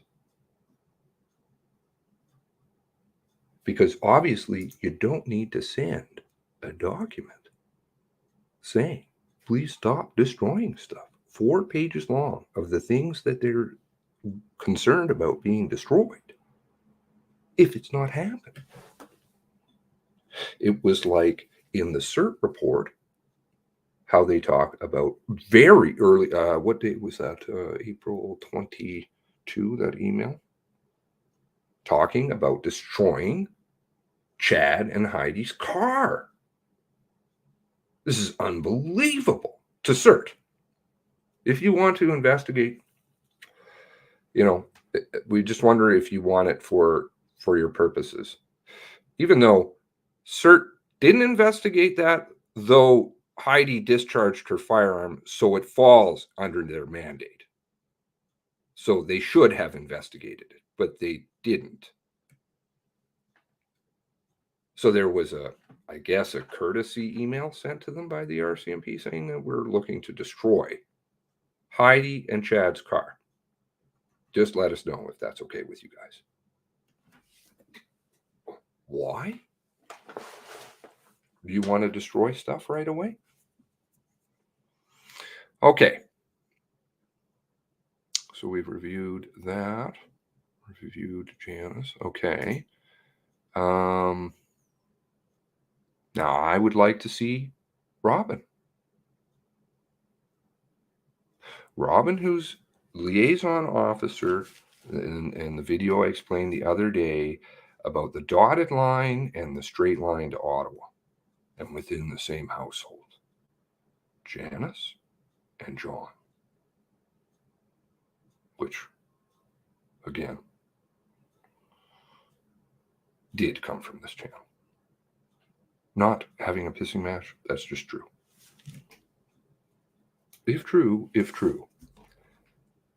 Now, and if it was to come out months and months and months later, then why not talk about it earlier? Right.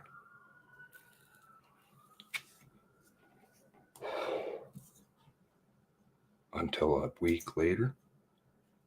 Okay, making sense now. There are other documents from the DOJ. DOJ is the one who's the ones that are supposedly putting the kibosh on things. But again, they're just the legal wing of the same entity, right? And this is all part of the intelligence community. DOJ, CSE, CSIS, RCMP are all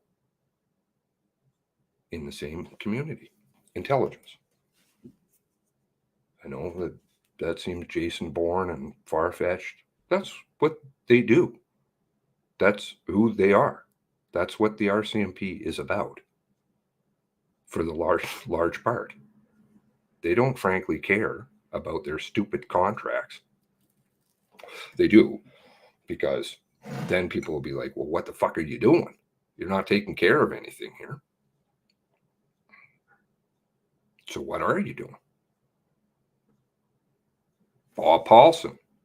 Somewhere back in the videos, I think I have the Bob Paulson, unless they've deleted that. The Bob Paulson interview on I think CNBC down in the United States. And he has some very interesting things to say. One moment, please.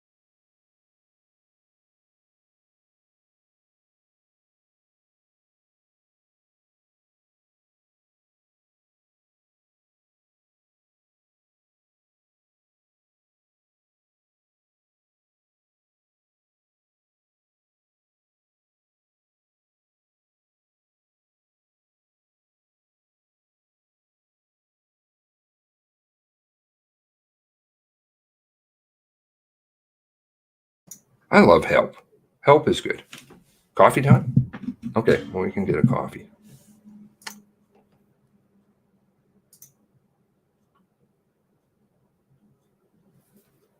One moment. Anyway, maybe I'll go and grab a coffee too. I'm going to go through some other things here.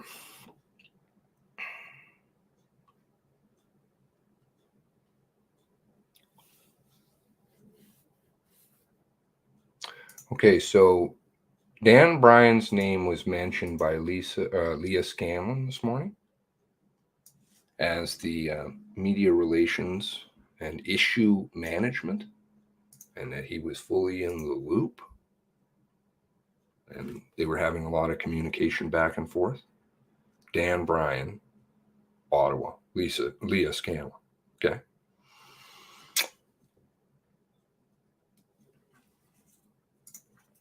Dan Bryan, working in public safety. 2018. Okay. Public safety. Who was that?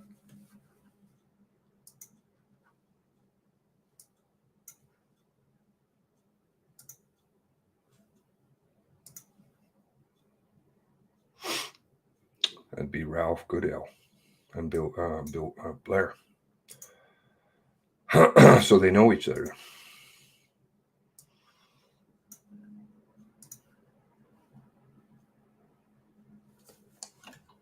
Okay, fine.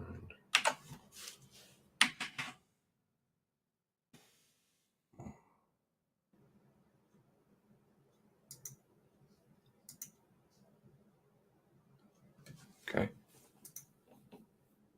So this is out of the Sun in the UK. What's the date?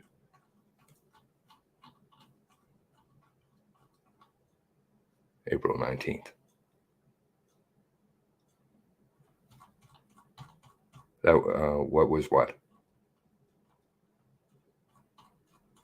Okay, so if we fast forward, RCMP spokesman Daniel Bryan confirmed that 17 people were dead, in addition to the suspect had been killed and murdered. And in addition, he could not rule out the death toll could still rise. Okay, so there he is speaking. Spokesperson Ottawa, Leah, upstairs, communicating with Dan Bryan. Okay.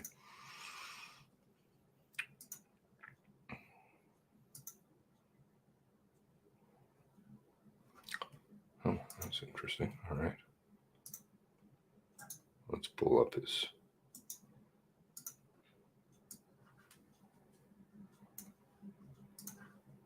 LinkedIn report. Director, Media Relations, Issue Management. It's like the issue management team, which is just a cover up underneath Robin. Director, Media, well, Robin's heavily involved with it.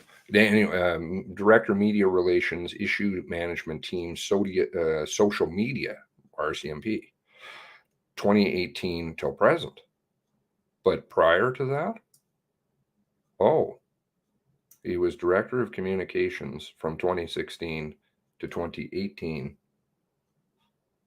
for the Minister of Public Safety. So do you think that they might know each other? Perhaps. Director of Communications for the PPS, Public Prosecution Service.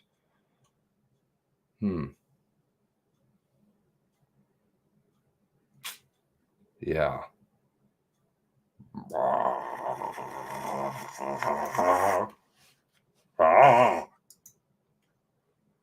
Okay.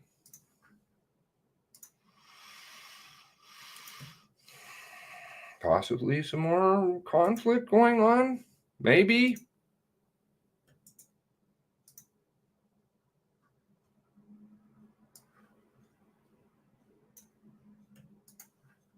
Stinky stuff. Dinky stuff. Government Canada 411. Dan Bryan. Office of the Minister of Public Safety.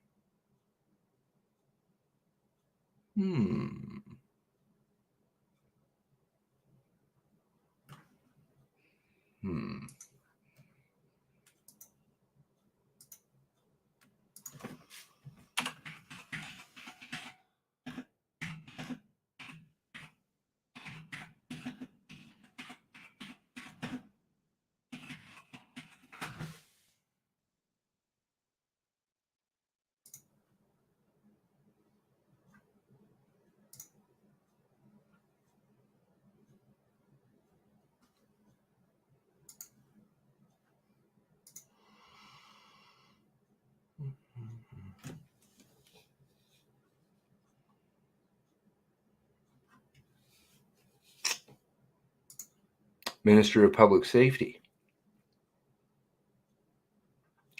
Ralph. Hold on one moment, please.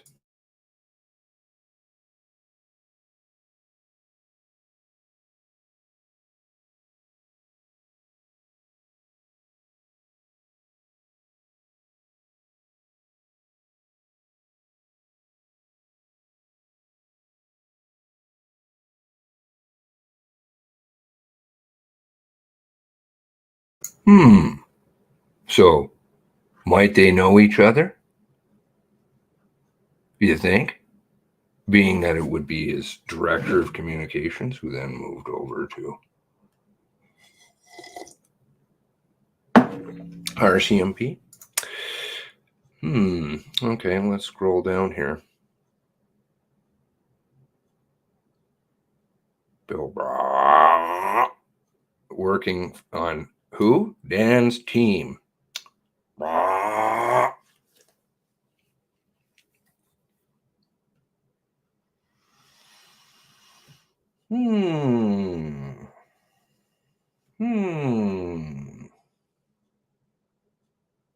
No political interference?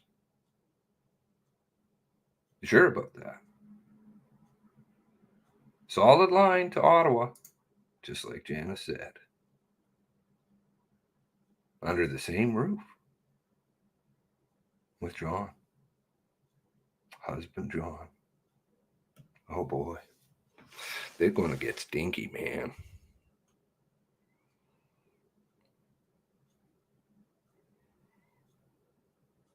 Wow.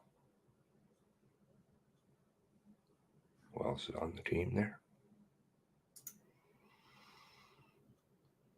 Ralph Goodell.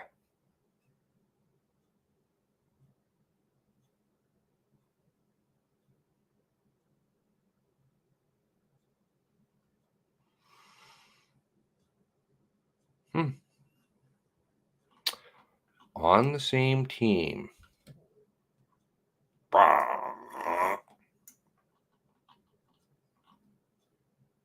As Dan Bryan. Dan Bryan's team. Rcmp. Dan Bryan. Okay. Just moves from one department to another. Still helping out his friends.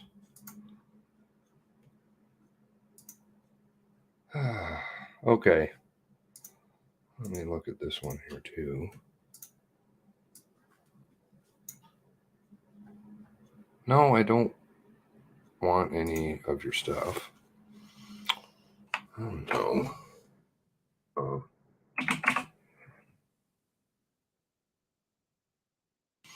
Okay, so this is an article about thin blue line stuff. Rcmp officers told not wearing our symbol depicting thin blue line. This stuff, I'll be totally frank with you, I've dug around in it quite a bit about this thin blue line. I honestly don't understand it. I can usually dig, and I like to understand things. This one is not one I've been able to understand. But certainly the RCMP uniform is a uniform. You don't have agendas going on it. Irrespective of what they are, you don't have. That's the way it's supposed to be. You can't have some and none. You can't have rainbow flags and then be like, no, you can't wear a thin blue line. It's just supposed to be uniform. You know, ball caps and shit, where they don't even have a uniform anymore. Nobody knows. Even they say that. They say that. We don't know anymore who's really a police officer or isn't, because yellow stripe, maybe no yellow stripe, maybe a ball cap, maybe not a ball cap. RCMP officers told not to wear symbol depicting thin blue line. I personally don't agree with this thin blue line stuff. It's, from what I've uncovered, I don't like it. Quote, the note came out as a concern that it was appearing more often as an image on on-duty Mounties. RCMP spokesman Dan Bryan told the Star Friday night. In some parts of the country, some of the cars actually have the sticker on them as well. Oh, good. So defacing public property. Frankly, the uniform is public property too. Paid for it. I don't agree with the thin blue line, frankly. I think it's a divisive thing. I don't understand why you want things in this society, us, them.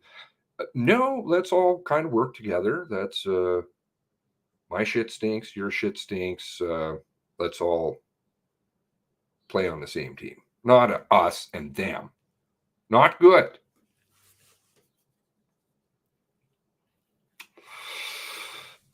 Because there's something to it. It's used as a wedge to keep erosion going. It is. There are all these issues. I've been talking about that. I haven't spoken about it too much recently, but those who've been following since the beginning know I have spoken since the start about I call it balkanization of people. The divide, conquer. It's unbelievable. It's in every facet of our life. Just keep dividing. And that divisiveness ends up turning on itself. You'll divide one divide, and then suddenly another one will come that's new and turn on that one. This is not the way that people operate. We're supposed to be, by and large, united from where we come. World's biggest gang. T-shirt. The T-shirt. That was literally an RCMP T-shirt within the RCMP community. World's biggest gang. And they are. Listen to the Bob Paulson interview. Most powerful police force in the world. Bar none. Bar none.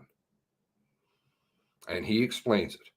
It's every aspect of policing, from municipal policing all the way to NSA type shit down in the United States and CIA. FBI, CIA, he talks about it, and that's quotes from him. FBI, CIA, NSA, state trooper, municipal policeman, highway policeman. It's all of them under one roof. Paramilitary. This is not the way that it should be. Police should be policing. Keep it simple. Don't do the fluid dynamic and all the fucked up words and the goo that doesn't even mean anything. What was it? One word. Fulsome. Fulsome has started to piss me off. The words, frankly, most of them do. But fulsome really gets under my skin. What is the definition of fulsome?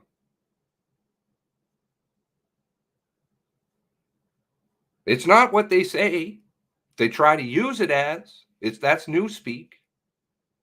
Because that's about the fourth definition down the list. It's actually quite a negative term. Okay, so once again, Dan Bryan. Now, Leah Scanlan mentioned today, Dan Bryan. So here we go, more political interference. Tying together.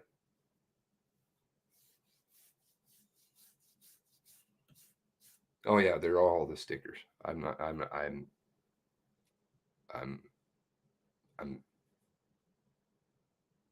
that's for another day.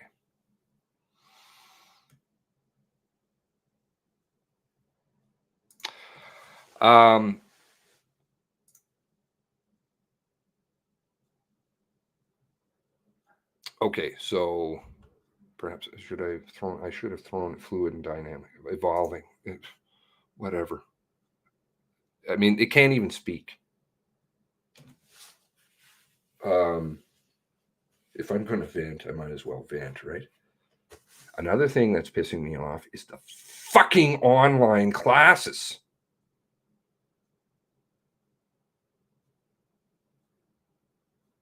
That's what you pay for.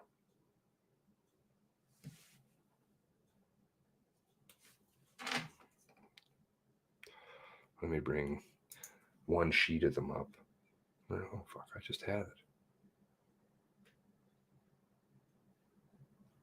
Okay. So here's an example. What happened here? There we go. All right. Stu basalt. Okay. This is the print size. I suppose I can turn it up. It's tiny, right? Stu basalt. Okay. Taking classes.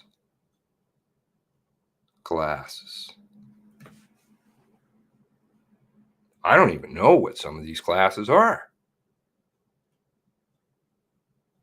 Some of them kind of make sense, and some of them are totally nonsensical.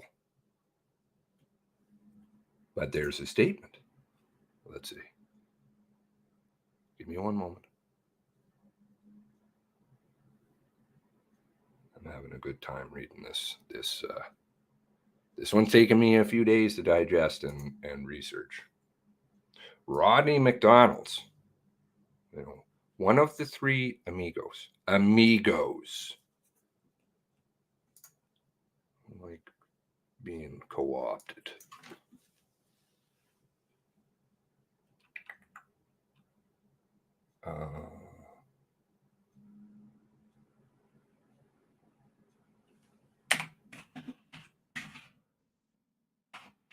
He talks all about the fucking online classes.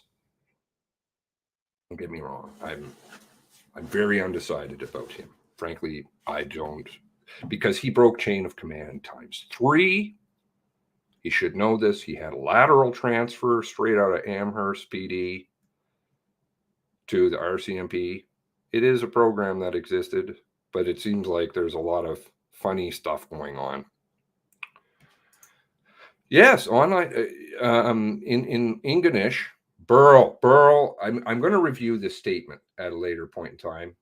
These are so guided.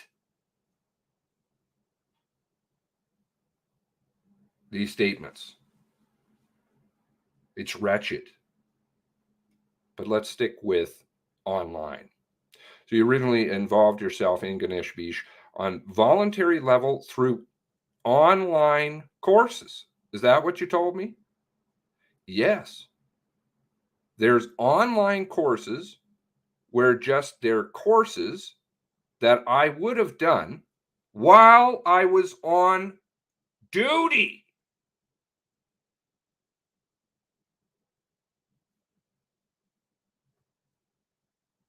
Is that policing to you? Having people sit around and do fucking classes on a computer in a cubicle.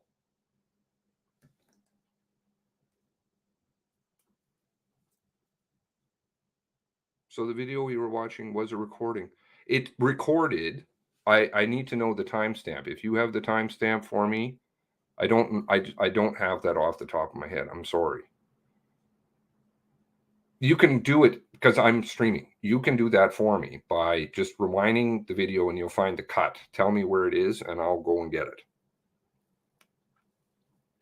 And we'll rewatch it. No problem.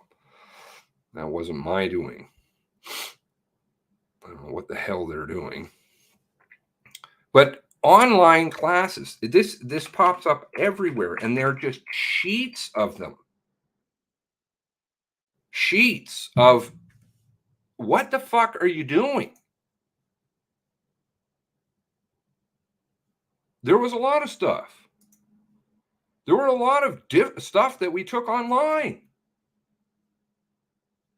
And really hasn't changed.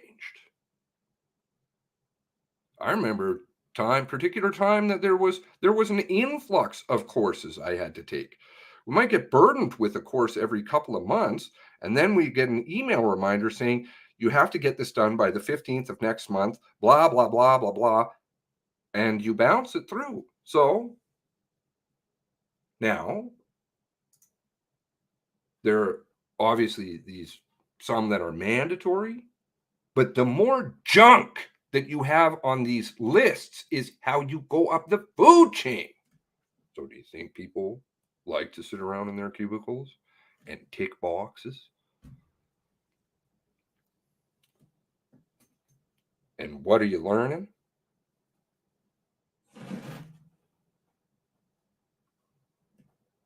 How about, I could go through more online stuff there. How about this one? They're asking him about, I like all this black here. Roger Burrow, how long is the course? They're talking about IARD.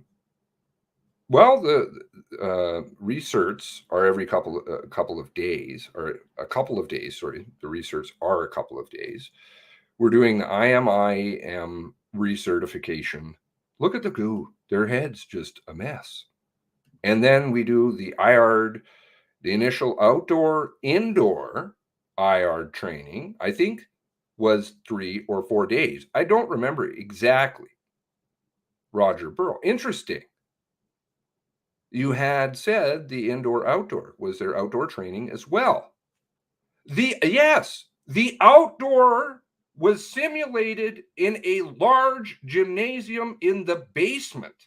Yeah. So, about what? Last I checked, let me see. I think there's an outdoor. You could do the outdoor training outdoors because that's kind of probably even the best simulation. In the basement of a gym? Really? Outdoor was simulated in the basement. Yeah, the outdoor was simulated in the large gymnasium in the basement. Yeah, so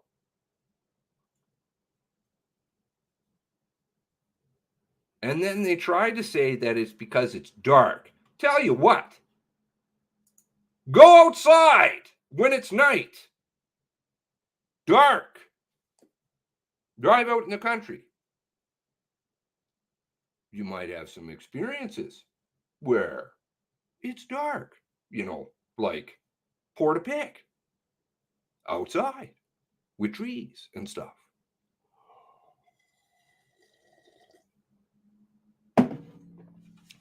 Sorry, I'm venting. I have lots of stuff, but I'm just like, this is mind-boggling.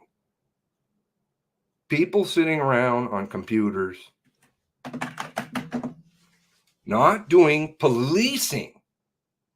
That's policing, out in the community, driving around, you know, doing stuff. He likes to do paperwork, frankly, I think, is the feeling I'm getting.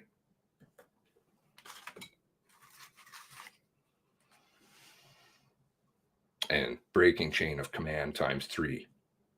That's a serious no-no. Serious no-no. And it is a problem in this interview.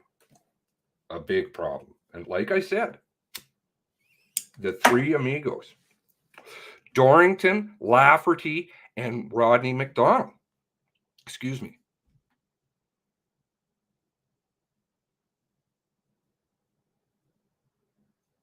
Why? Why were they there? I mean, obviously you want all hands on deck, right? Don't get me wrong. But they finished working a full night.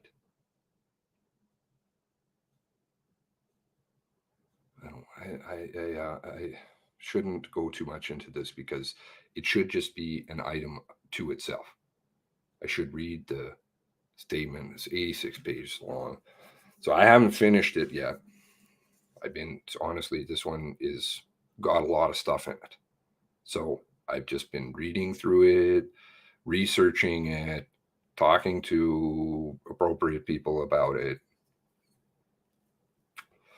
so I can understand it, because there is a lot of stuff in here. But the chain of command, I've spoken about that. It was broken badly. And everybody over there, you know, the ones who want to stop saying stuff and go away now, MCC, they don't want to fucking tell you.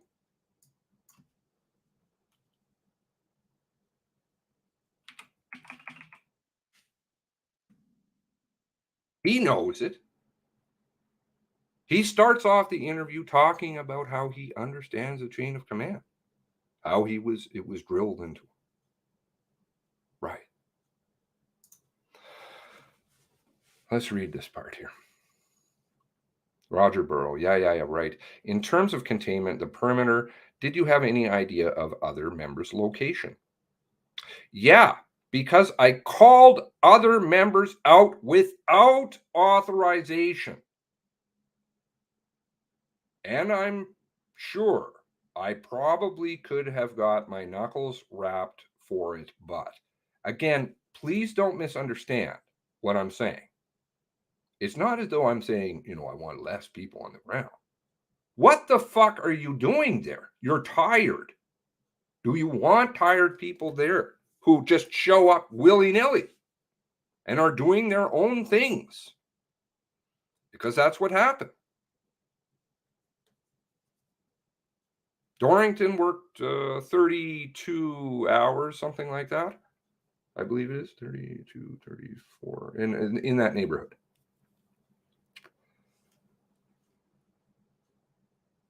And he's, I think, people have some opinions on all of that. And there should be more questions asked. A lot more. Tell me about that. What do you mean?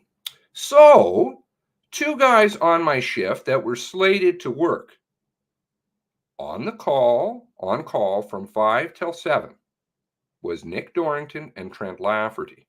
I'm still looking into this one. And I simply called them to give them a heads up and said, listen, guys, expect a call out. We got an active shooter in Portapique, and I know them well. And they're the same as I. They were out the door immediately and went down to help. When did you call them? When you were on the bridge or on your way? Yeah, on my way. So they weren't long. They weren't far behind me.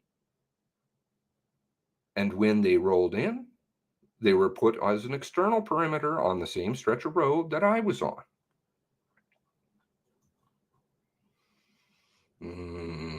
That's not OT. No. Okay.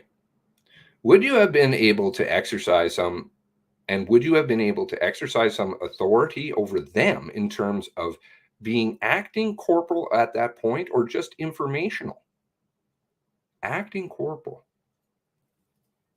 Comes out in this, I believe it is, who is it that's acting corporal that night? So it should have gone, he should have called them, but he didn't. They had no desire to inform their unit corporal, who was Rodney Peterson, who of course bus goes over for very interesting reasons. I gave a call because they're on call. Okay. It's 10:30 at night. It's not, they're probably not tucked away in bed at the time. I just wanted them to know that what was going down, and they also immediately came out. I didn't ask them to. They immediately came out. But I have to say I'm glad that they did, because why? Because the number of members that we didn't have, you know, everybody's boots on the ground was being used like it's, did you feel that there was a deficiency in members at that point in time in terms of containment? I don't know what was going on at first. I don't know everything that was going on. And you're learning what you learn from what you're listening to on the radio. Yeah, see, this opens up all kinds of stuff. And trying to be a situation where I would call Aaron Patton on the phone, who's his recruit, and say, what do you got? Like, he's in an active shooter situation. So you piece it together in terms of the best information what you got. Okay. So Joby, Sergeant Joby from Amherst. But he said, what time? 10:30, right? 10:30, he called. Right? Oops. Oops. And this isn't the first time that he says it. He says,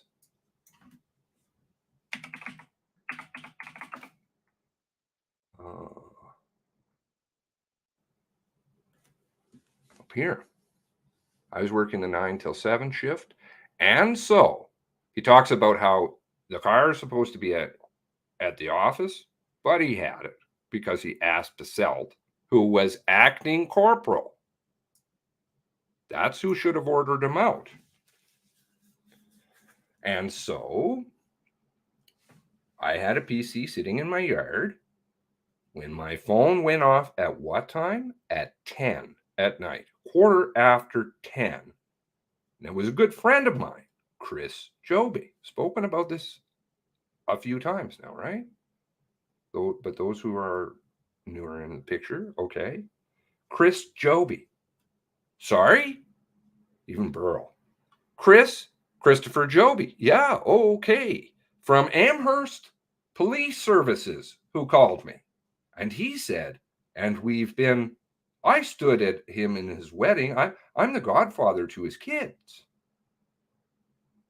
He called me and he said, Rod, there's an active shooter situation going on down in your neck of the woods. Cumberland County just emptied, heading that way. This is real fucking early, man. Amherst PD is calling over to Bible Hill members. Oh, it's just the phone. No. This is messy. Why? Okay, sorry. I'll just finish this. So I was in the conversation, was brief. Everything is brief because they don't want to tell you nothing. Nobody said anything. And I was out the door in minutes. I headed for Portapique. And I went and I grabbed my hard body armor. Well, there wasn't a car left. He had to get his hard body armor from the office. It should be with his car. Why is he having to go to the detachment? He's got his car. His hard body armor should be in the car. Sound familiar? So that was more of an informational call as opposed to a directive call? Correct, correct. Okay, so help me out a little bit on that. That is, I think if I got a call, somebody said, this is going on elsewhere, far away, and it's not my responsibility, I'm not sure I'd jump in the car, get my hard body armor, and move on. Why would you do that? Question that I've been asking. Why? I've been asking. I want a fucking answer. These are my buddies, you know. Yeah, okay. So this was entirely voluntary thing on your part. 100%. And the recruit was, my recruit was also down there. Yeah, who was that? Aaron Patton. All right, so 10, quarter after 10, very early, he's getting a call from Amherst Police Department, totally separate police department, not from his corporal, acting corporal. Doesn't get a call from Rodney Peterson, who is his actual corporal. And he decides he's just going to go. Just willy-nilly like that, you know? And then he's going to ask 2 more people to come out. That's not the way the RCMP runs. Anybody who's in here, RCMP, knows that is serious shit. And he knows it. That's a code of conduct immediately. I should have got wrapped on the knuckle, but I didn't. Okay. Something fishy. Rodney McDonald, this is his member report. I have no notes in my notebook. Really now? He has no notes. That's a conduct, too. No notes. No, I just don't have anything that happened that night. Actions taken by Corporal Colchester County for April 1819. When were these written? No idea, but I'm presuming right away. I had worked a day shift from 9 till 7. I'd just gone to bed. Fuck off, porn. I know it's pissing you off. You're getting busted. Just gone to bed. I received a call from Sergeant Christopher Jobe, Amherst Police, a friend of mine. He called me at what time? What time? That is 11:15. So this is going to mess up a lot of people's stuff now that he's saying it was actually 10. And I called them at 10:15. You know why? Because Dorrington's notes say it wasn't till after 11.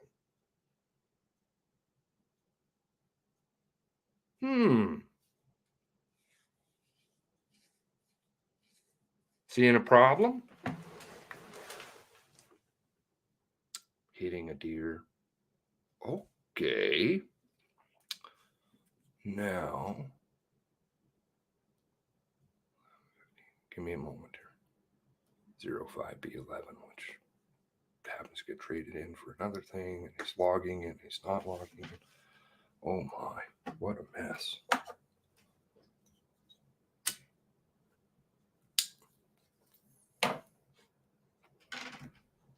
Why would he contact people? Why would he contact people? The acting detachment commander did not. His own corporal did not. He went all over the place. That's why Peterson was getting in garbage. One moment, please.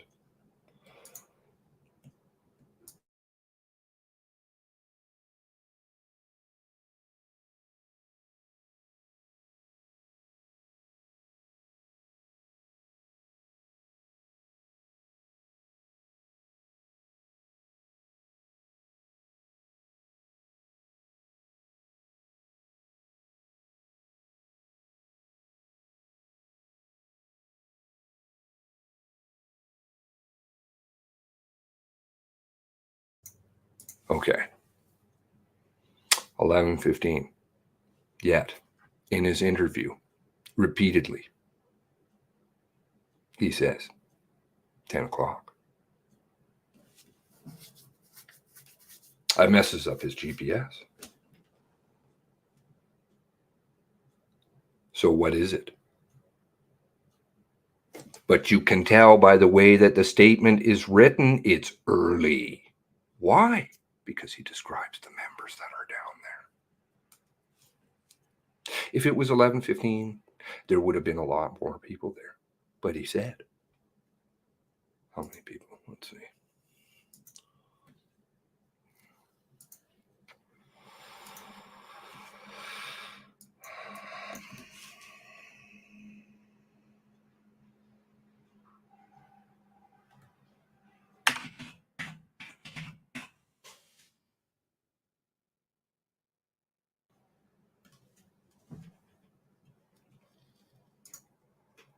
There's all kinds of stuff going on the radio. Not exactly true from what I've seen. No, not that early.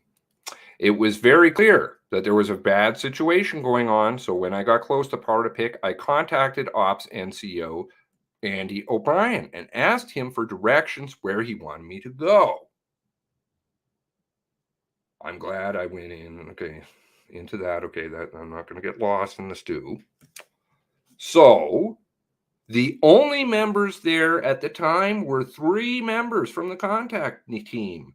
Primary going in, Patton, Basalt, Colford at the end of the driveway. And I think Natasha Jameson was there at the time too. Where's Dion Sutton? Where are other members? You know that it's early. No Cumberland members, but the Cumberland members who left Cumberland County hadn't made it that I was aware of. It can't be 11. What time did he say?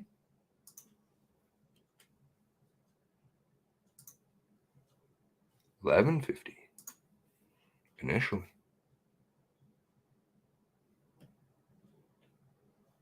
So which is it? One of them is wrong. He seems pretty insistent, though, in the interview. It seems to line up with the facts, which means Dorrington stuff is out, which means the GPS is out, because it doesn't have him leaving.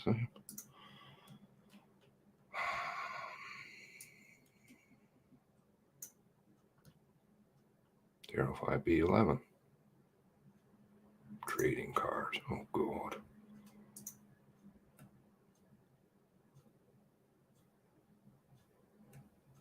Zero 5B11. I have this in my list, yes.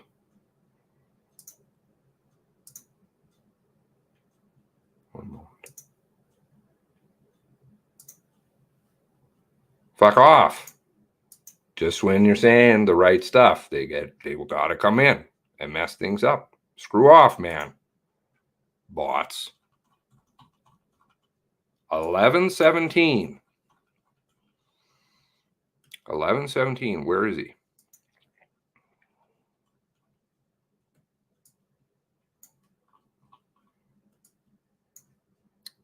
First time on the GPS, of course, because they can't give you 11:17 at where? I'm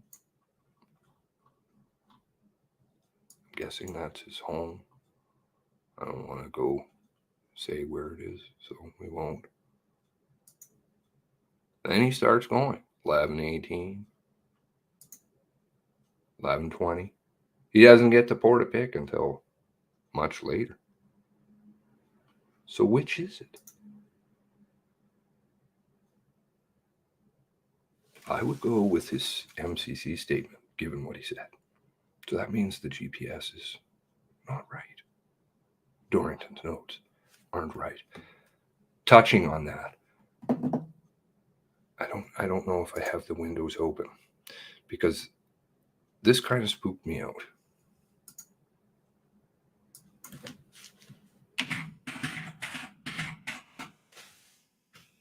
Handwritten notes, Dorrington. Let's look at that anyway.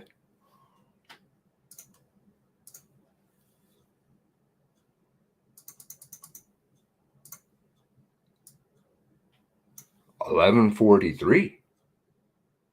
Constable Dorrington received a call from Constable McDonald informing member that there was an active shooter in the area in Portapique. Okay. And he had his car at home too. He was on call, so it looks, I'm not sure. Again, I'm checking that out. But let's move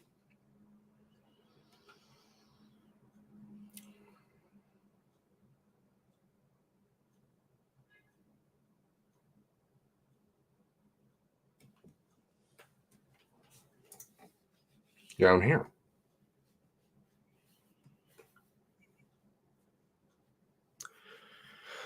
Dispatch informed that there was an altercation near Wentworth with victim, unknown injuries, RCMP vehicle. 9:36, 9:48. Dorrington received update that SOC spotted in Glenholm reflective vest on past 05B06. You're sure? Shit all over Peterson, your corporal. Okay, who's saying some very interesting things. 9:51. Received update that SOC in Debert. Okay, Glenholm residence 10:05. Informed SOC at Fishers. Okay, 10:09. Informed Leona Allen. Okay, talking about in Debert. 10:28. Call from Justin to confirm. Okay, about well-being. Justin's all. Okay, didn't go to do that seemingly. Okay, informed 10:50. Informed SOC has stockpile of unspent ammo and IDs. I think that is. I'm not sure. Okay, 11:10. Cheryl Blakey. Request for well-being check. Aaron Tuck. Cobb quit court. Didn't do that, even though we were there. Even though we were there an hour before, right outside the door. I don't know. Okay, whatever. No, it's not whatever. Very serious problem. Witnessed a PC heading. Okay, now. So he's got the well-being check, 11:10. He's talking about that. Then he goes into social media. Wife informed member that wife's best friend just witnessed male during driving marked PC heading southbound, SOC Brookfield. Okay, everybody knows that, right? 11:10, sometime subsequent to 11:10. It's in his notes. What time did that happen? He's on the radio. At what time?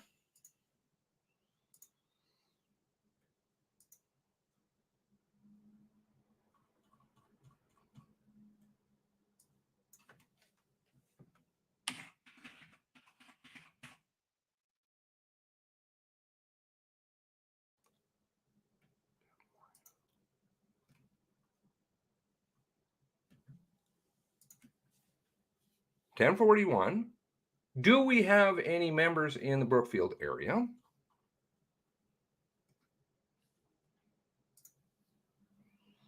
No audio. Of course, the button's getting activated. No idea why. 10:42. Again, an hour, that's whatever junk they're trying to lose people in. An hour off. 10:42. Bravo 9 is looking for confirmation if we have marked units in Brookfield now. I have information that the marked unit has just passed through Brookfield. What time? 10:42. What time is it in his notes? Oh, did I minimize the window? Sometime subsequent to 11:10. So did he wait half an hour or more to put this into his notes? Let's go forward a little bit more. Dorrington, 944.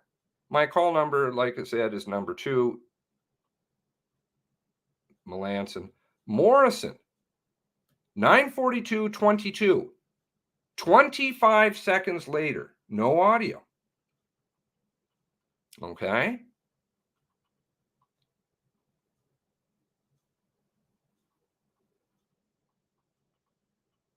Where is it here?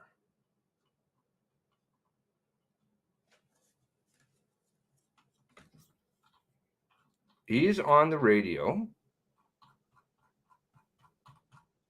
at the same time, almost that he very close to. Let's see, because he'll say again, 947. Okay, 947:41. Oh, sorry, that's the wrong one. I don't want that. This one. Member shot. Oh, what is this? Fuck. Member shot.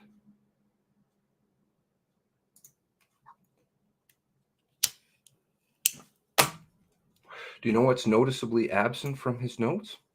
Member shot. There's nothing about Heidi Stevenson being shot. There's nothing about Chad Morrison being shot. But half an hour later, right, after this has happened, he puts in his notes that his wife contacted him about a car in Brookfield, which obviously doesn't apply because the car would be in Shubenacadie. You follow?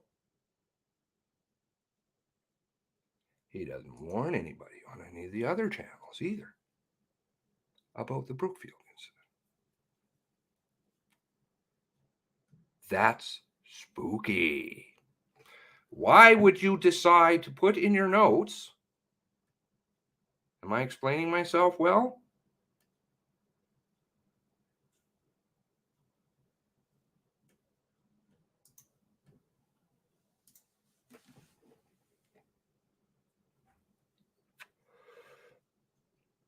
Half an hour after you got the initial call from your wife or whatever, 10 minutes after, in a totally different part of Nova Scotia, you're going to put in there, my wife contacted me that the best friend just saw the SOC driving.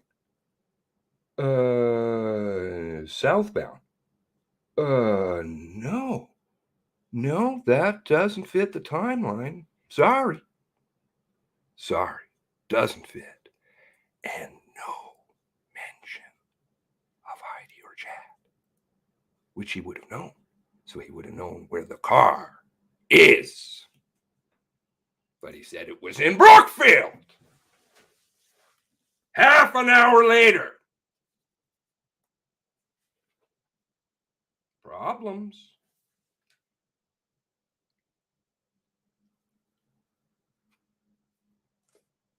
Nobody would put that in their notes. Because you know where he is, right? Because it was all over the radio that what? Oh, that's right. You were on!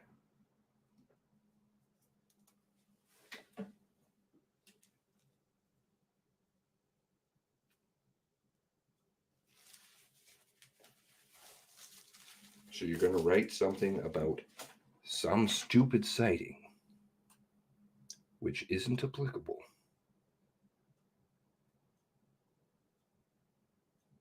Half an hour later, but fail to mention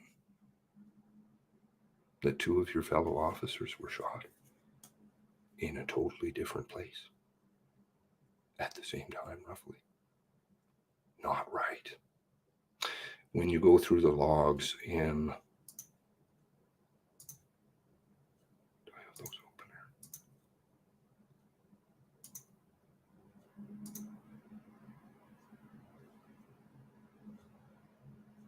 here? East Hants,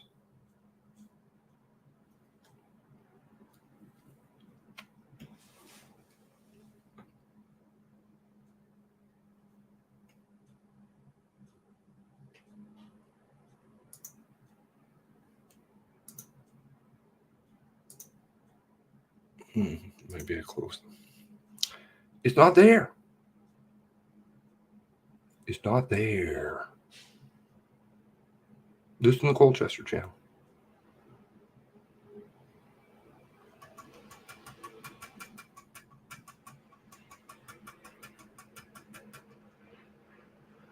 Don't you think East Hants might want to know about it? Even though it doesn't fit?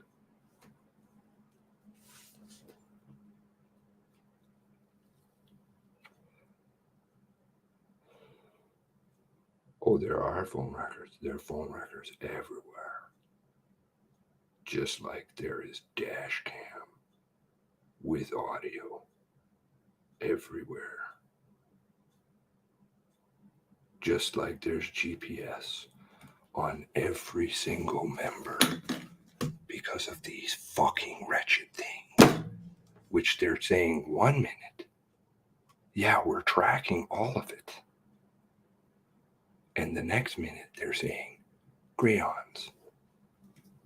We don't use those things for our own members. Bullshit. Like I tweeted before this was even an issue. You use it on your own members. GPS from personal phones and from work phones, so you know where everybody is. Don't shit a shitter. That's enough for me today. Please spread the word on these kinds of things.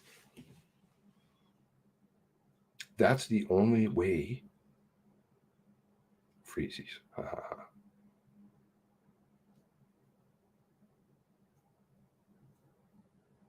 Freezies.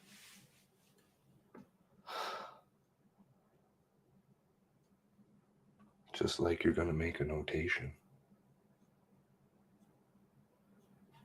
in your notebook.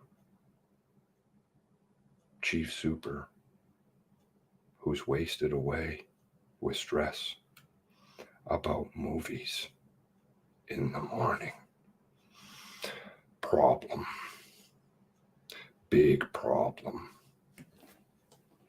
I believe he woke up to a shitstorm. He had no idea. But he figured it out fast. And he's like, uh-oh, there's going to be a problem. Fast and furious. Gunwalker.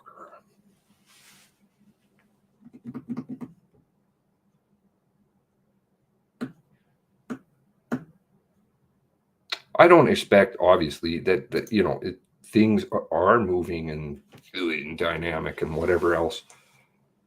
I frankly think Dorrington could have made notes because, I mean, he's driving at 2 kilometers an hour all around Portapique, except to the wellness checks he's supposed to do.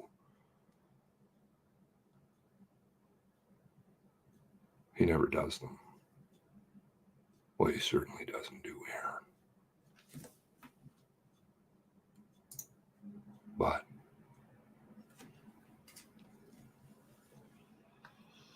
and thank you. I know, without your guys' help, and that wouldn't have got out.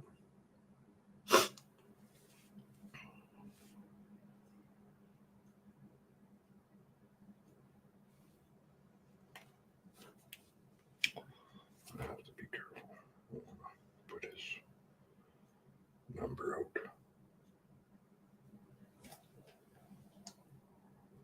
What are you doing? What are you doing? What are you doing? Texting. Wellness checks. Hours later, you're avoiding 45, and I'm Cobblequid. I'm 100% Do have a fantastic day. God bless you. God bless the 23.